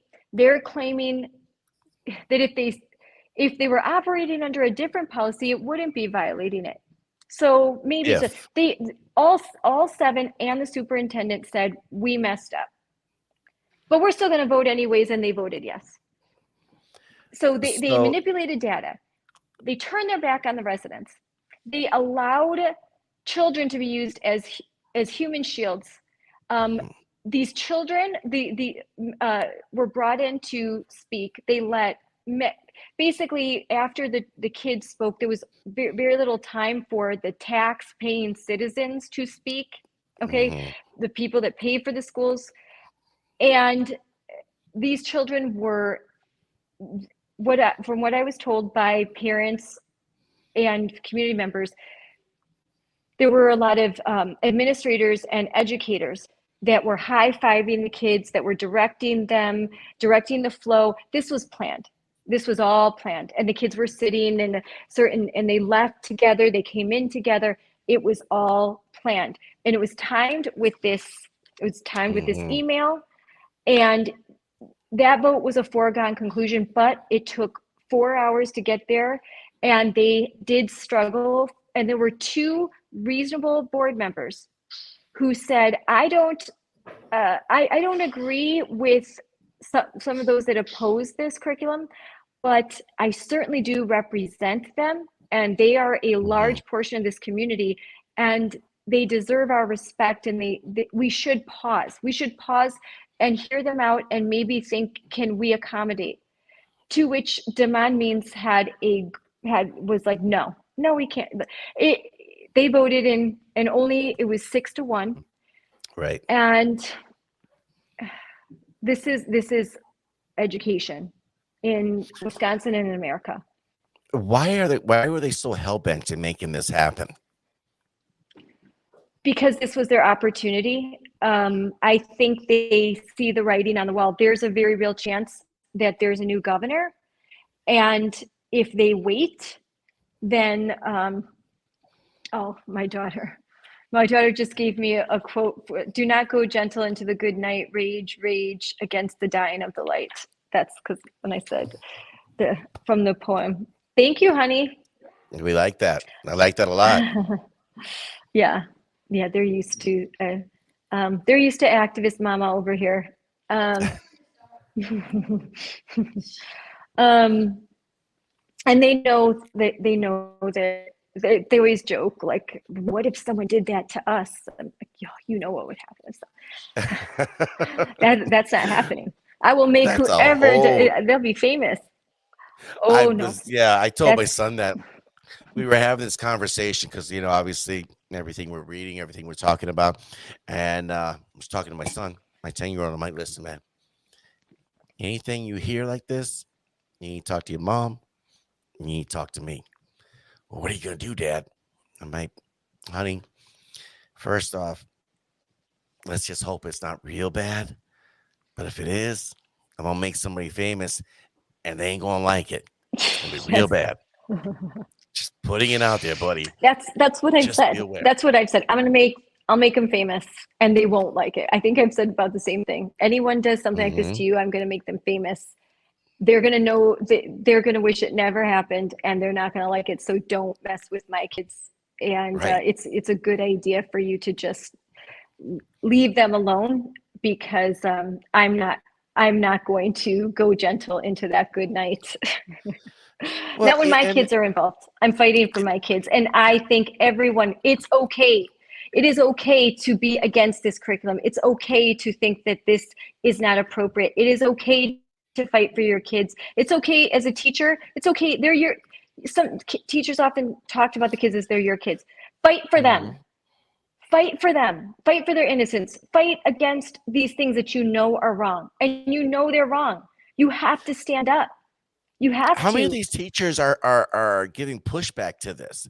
I'm going to make an analogy. It's going to be a terrible analogy, but there were a lot of good cops, a lot of good soldiers in Nazi Germany.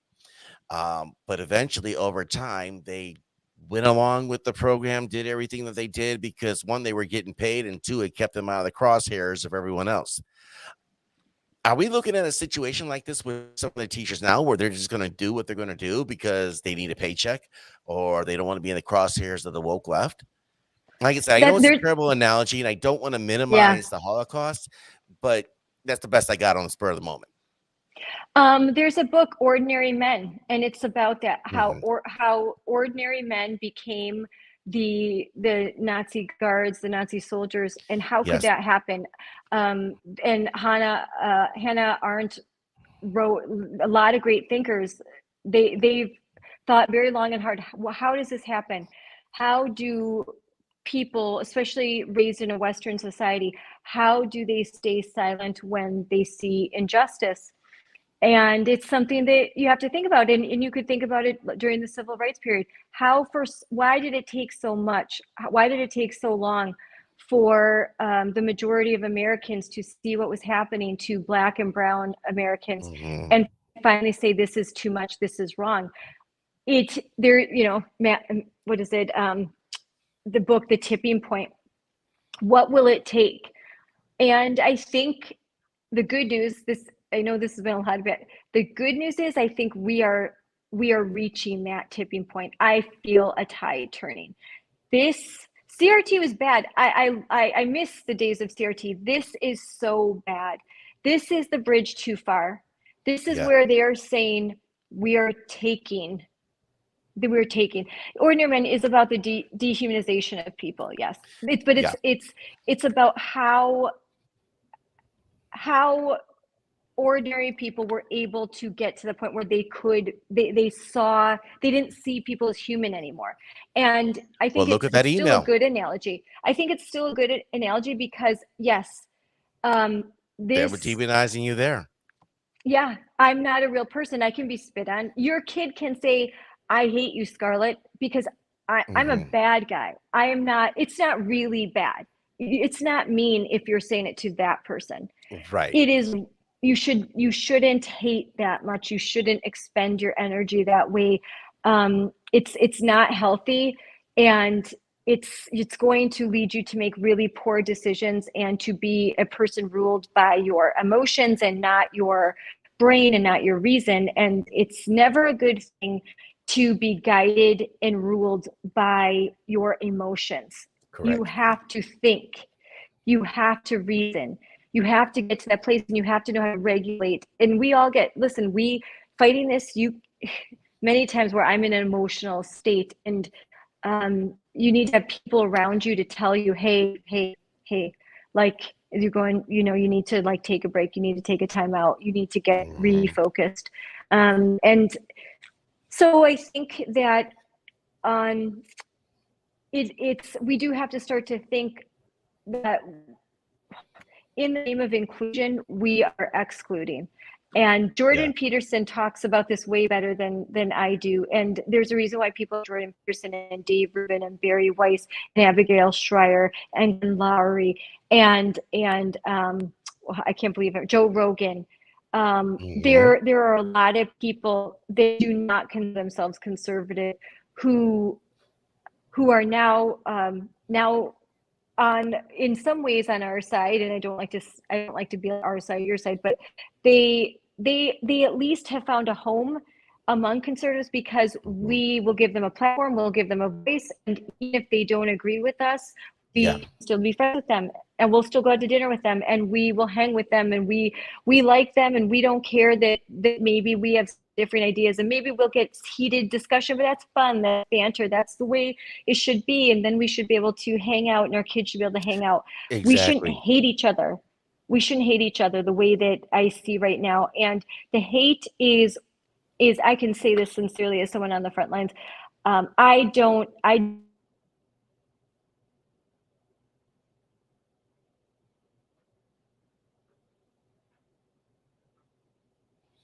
Bear with us here for a moment. We got another glitch there.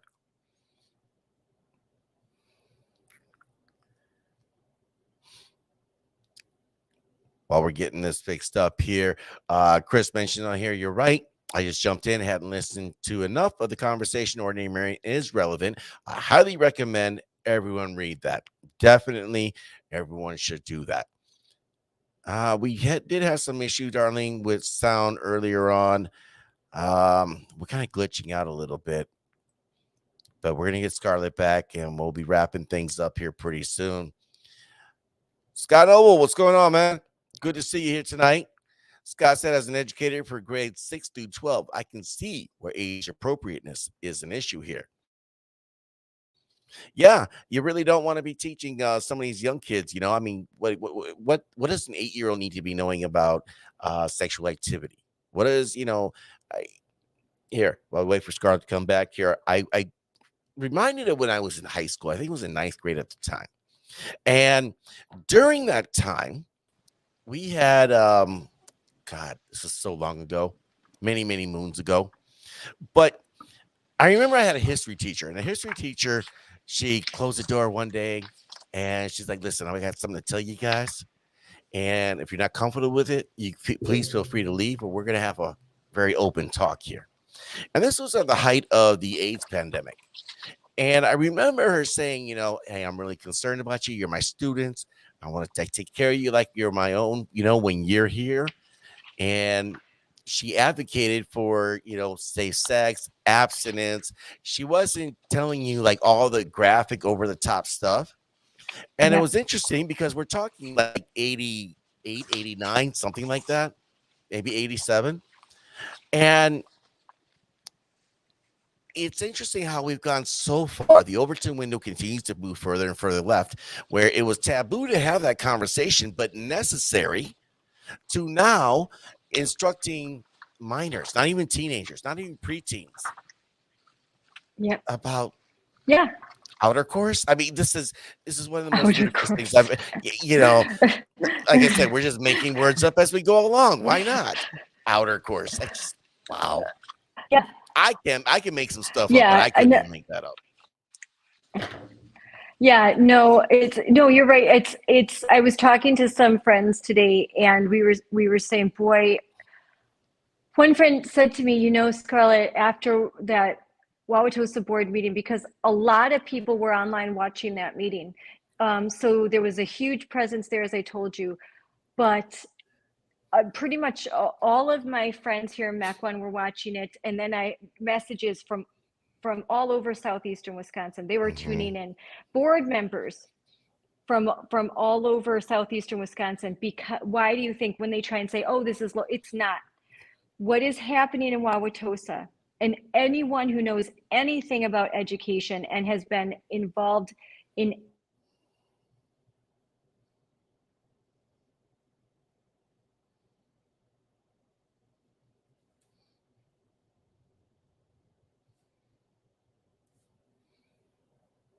Oh, I think we might have lost you again.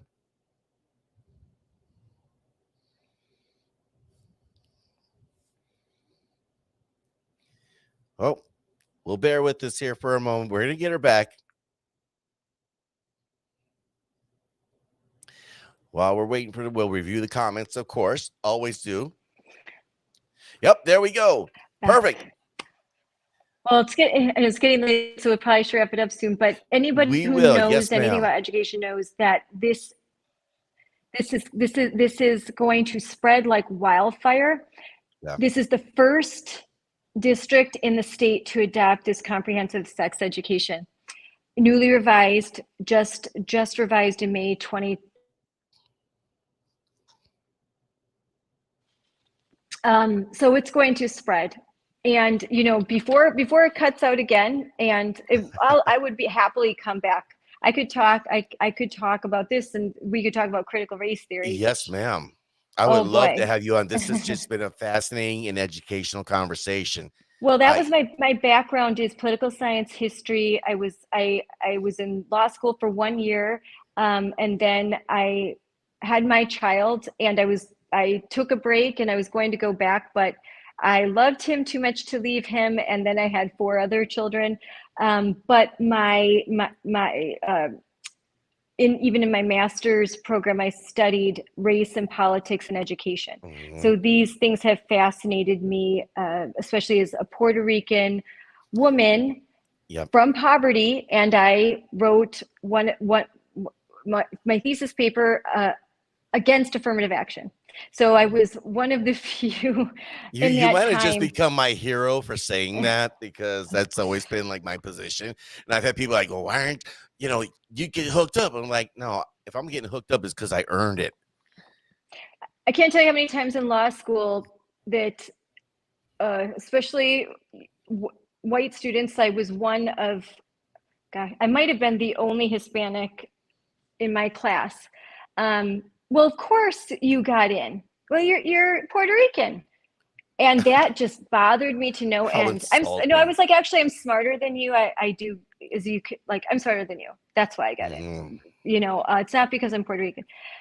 But did it maybe give me a step up? I didn't like the stigma that everything that I did during that time was, well, you're a Puerto Rican woman. Of course they would love to have you. Of course you're going to get that fellowship. Of course you're going to. I hated that. And it made me work harder. I wanted to get 110%. I wanted straight A's because Yeah. I wanted to say, no, I am an intelligent woman and I earned this. I To be clawed the my best way. of the best.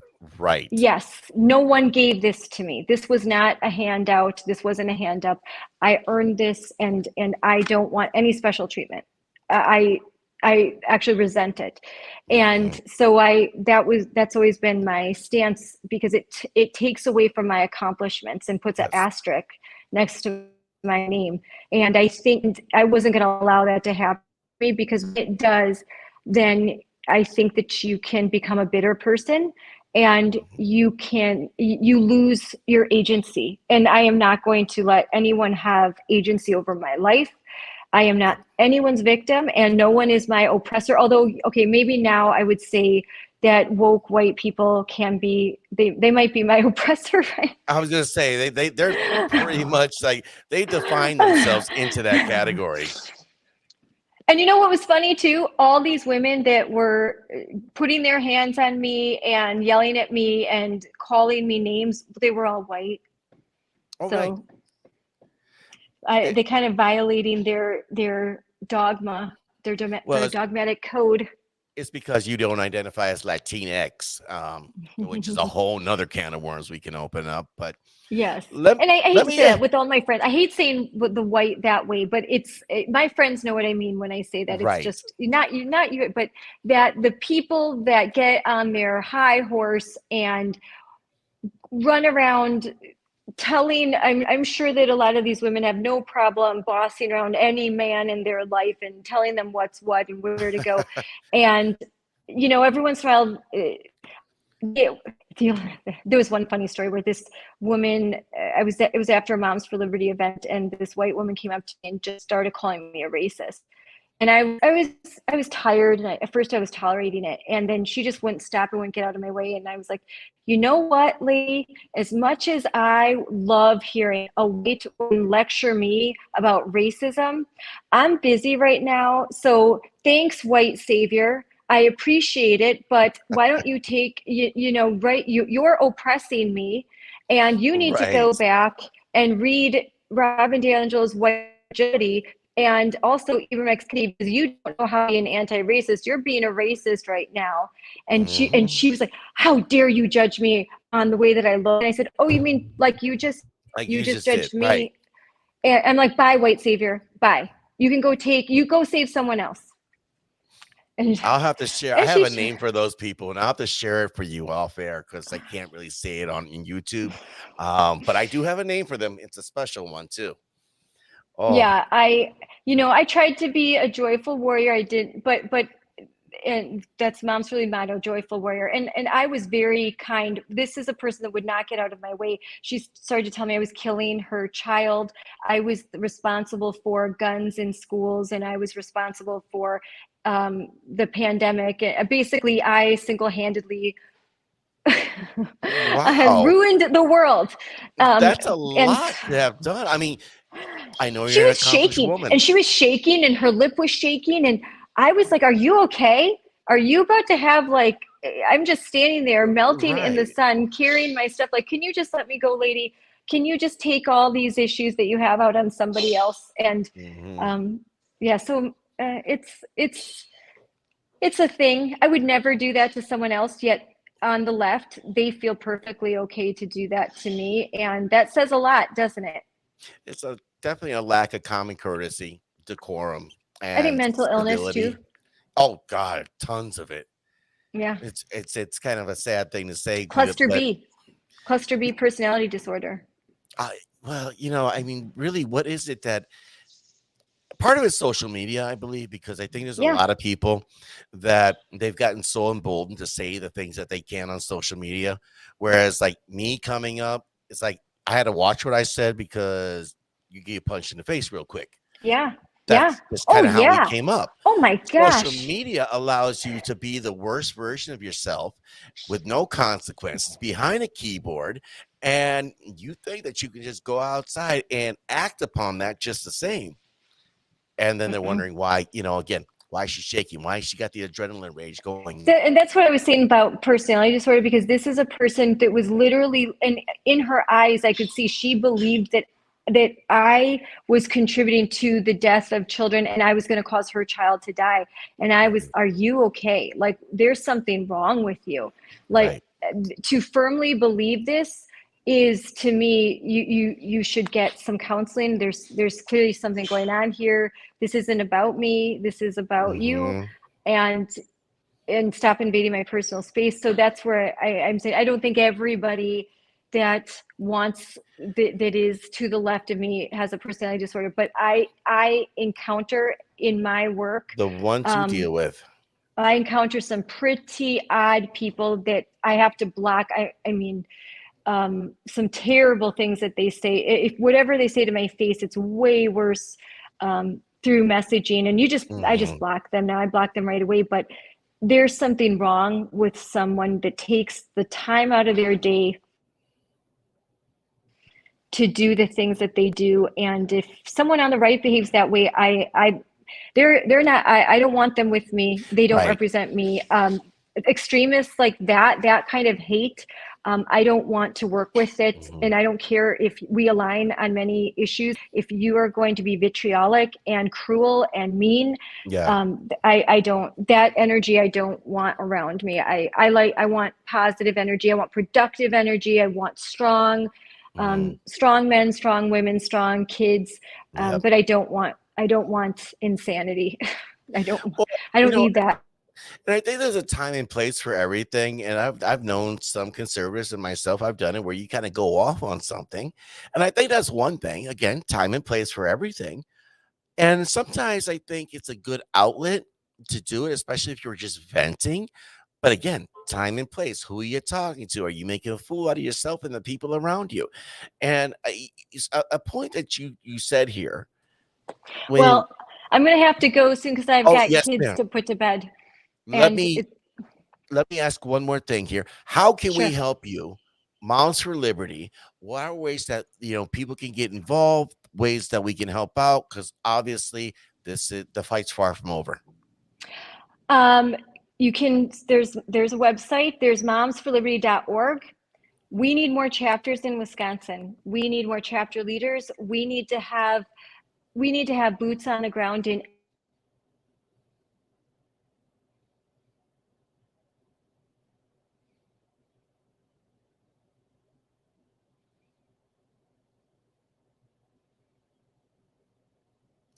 Bear with us here.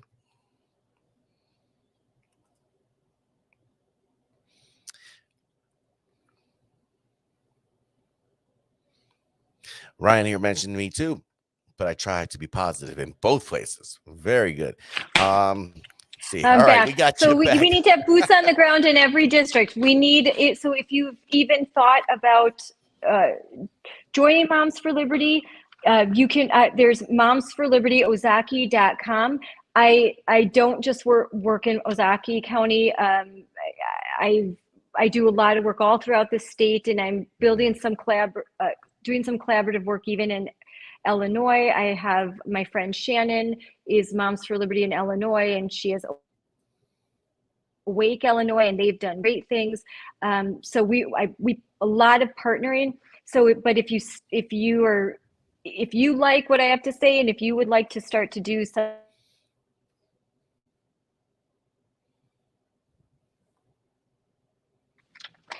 then please join. Think about starting a chapter. But at least join moms. You could join Moms for Liberty Ozaukee and eventually branch off and do your own chapter. But think about it, please. Go to the website, consider it, and you would be doing nothing more than what you're already doing. You would just have national support. And Mhm. I'm a volunteer. I don't get paid anything, and they don't require anything of us. They're growing and growing, and they offer a lot of knowledge, a lot of support, a lot of experts. And as we grow, I've formed a 501c4. I can start taking donations at some point, and we're just starting, and really grow this movement, and be able to do some really cool things as we start to raise funds and have speakers and events and trainings and recruit board members, and we can endorse school board candidates. We are 501c4, so we can work on legislation. We can pass the bills that we need. We can have influence over the governor. And I was a big supporter of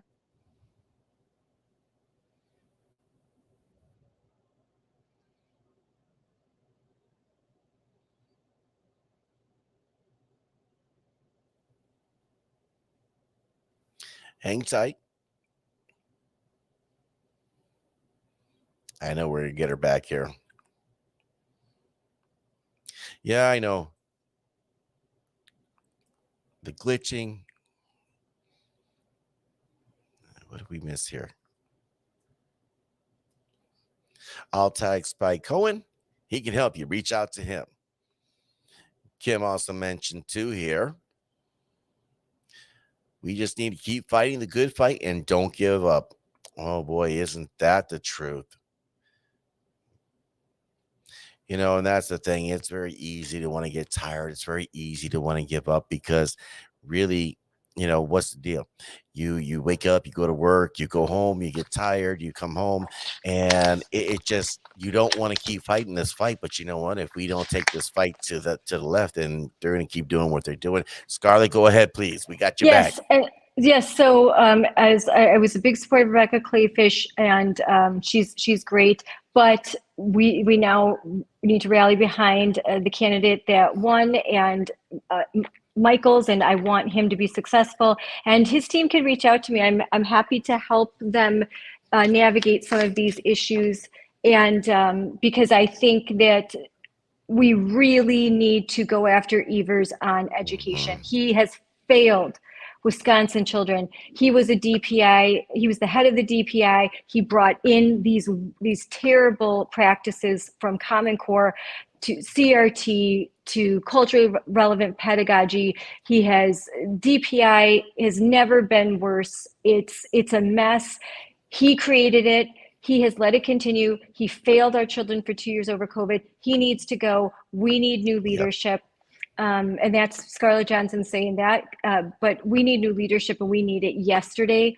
And so I encourage, get involved politically, because don't say I can't be political, because while you're not being political, the far left is taking over one institution after another, and you are letting them, because they lie to you and they say, oh, you don't want to be political.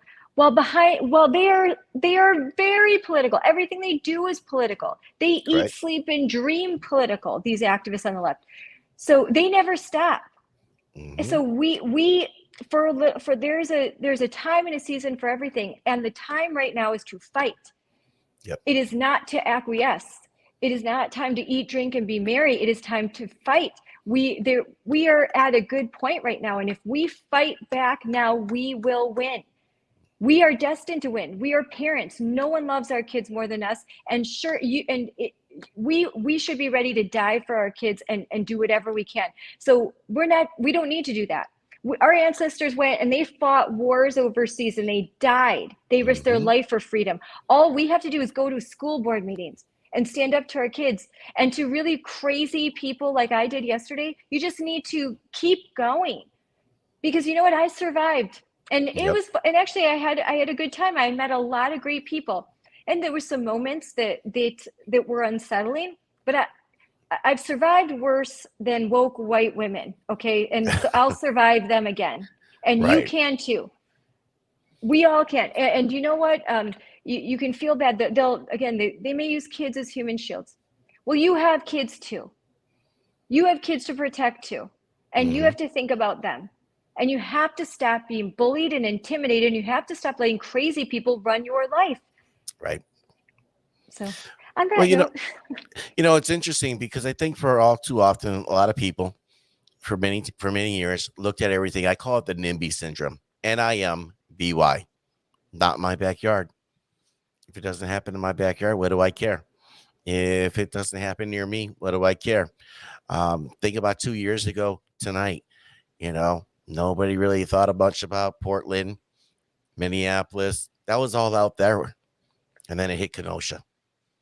It's yep, always somewhere else until it happens at home. until it So, happens to you. and exactly. Scarlett, I cannot thank you enough for your time, this conversation. I felt like it was informational. I felt like I got educated. And I love this because this is the type of value that we want to keep bringing here to folks. Because if we don't start creating our own cultural institutions through conversation or however we Yes. want to do it, then we've lost the battle before it even began. And I definitely want to leave an open invite to you anytime you want to talk Great. on this. Please, by all means, let me know because I would love to carry on this Okay. conversation. This was two Well, hours maybe that me was and literally Amber too next. easy. Me and Amber will do it together. That'll be a hoot.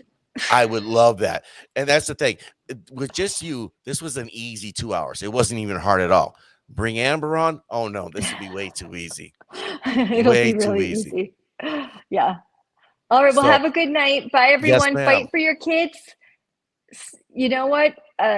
America, our kids, our values, our way of life, they are worth fighting for. Okay. We need to fight for our kids, fight for our women, fight for girls, fight for boys. And we need to just be there and be engaged and be that man in the arena. Okay. Because, Hmm. yeah, often I hear I get called, you're a loser, you're a loser. You keep fighting battles that you lose. Well, one day, that's a civil rights movement. That's the history of America. That's the history of the world.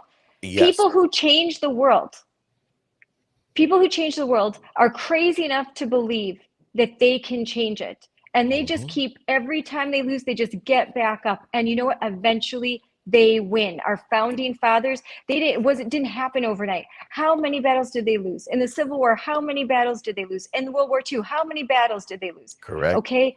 They won in the end because I think honor and decency and what is intrinsically true, the objective truth, it matters and it resonates.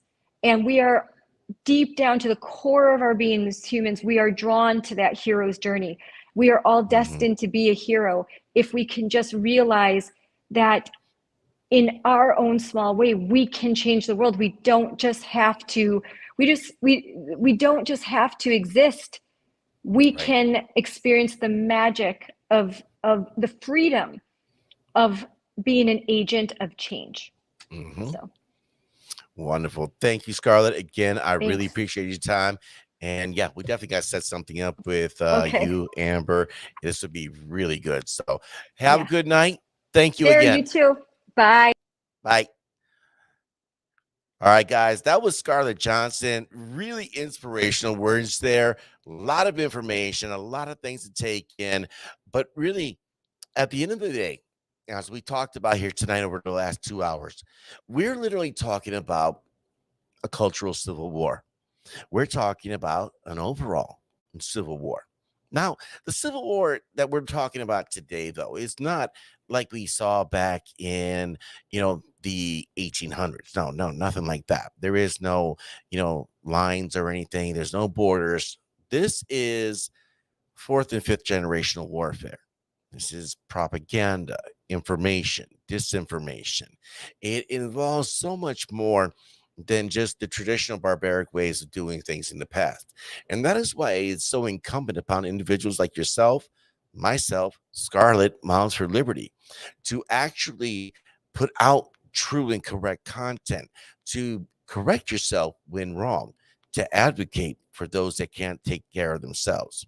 The left will use children as a shield. But no, we on the right, we don't do that. We are the tip of the spear. The shield is us. Children are who we're protecting. If we can't protect them, then all is lost. Special thank you to our guest here tonight, Scarlett Johnson. I can't thank her enough. Such great content. Chris, thank you very much for this. I have to throw this up here. Thank you. I really appreciate that. Chris mentions, thanks for doing these interviews. You're doing a great service to the people of Wisconsin. I hope your audience grows. Speaking of which, if you can, head on down to the YouTube channel, Wisconsin Conservative Conversations. Subscribe, hit that bell notification, and smash that like button for me because you would hook a brother up here. We got to get to 100. That's the magic number to get a customized URL. But everyone in the chat room, from Ryan, Scott Noble, Brian Shimming was in here tonight, Liz, I know Kimberly, and Jared. What's going on, Jared? How are you, man? Should have gave him a shout out earlier. But guys, good night. God bless you. God bless the United States of America. I will talk to you guys soon. I'm out.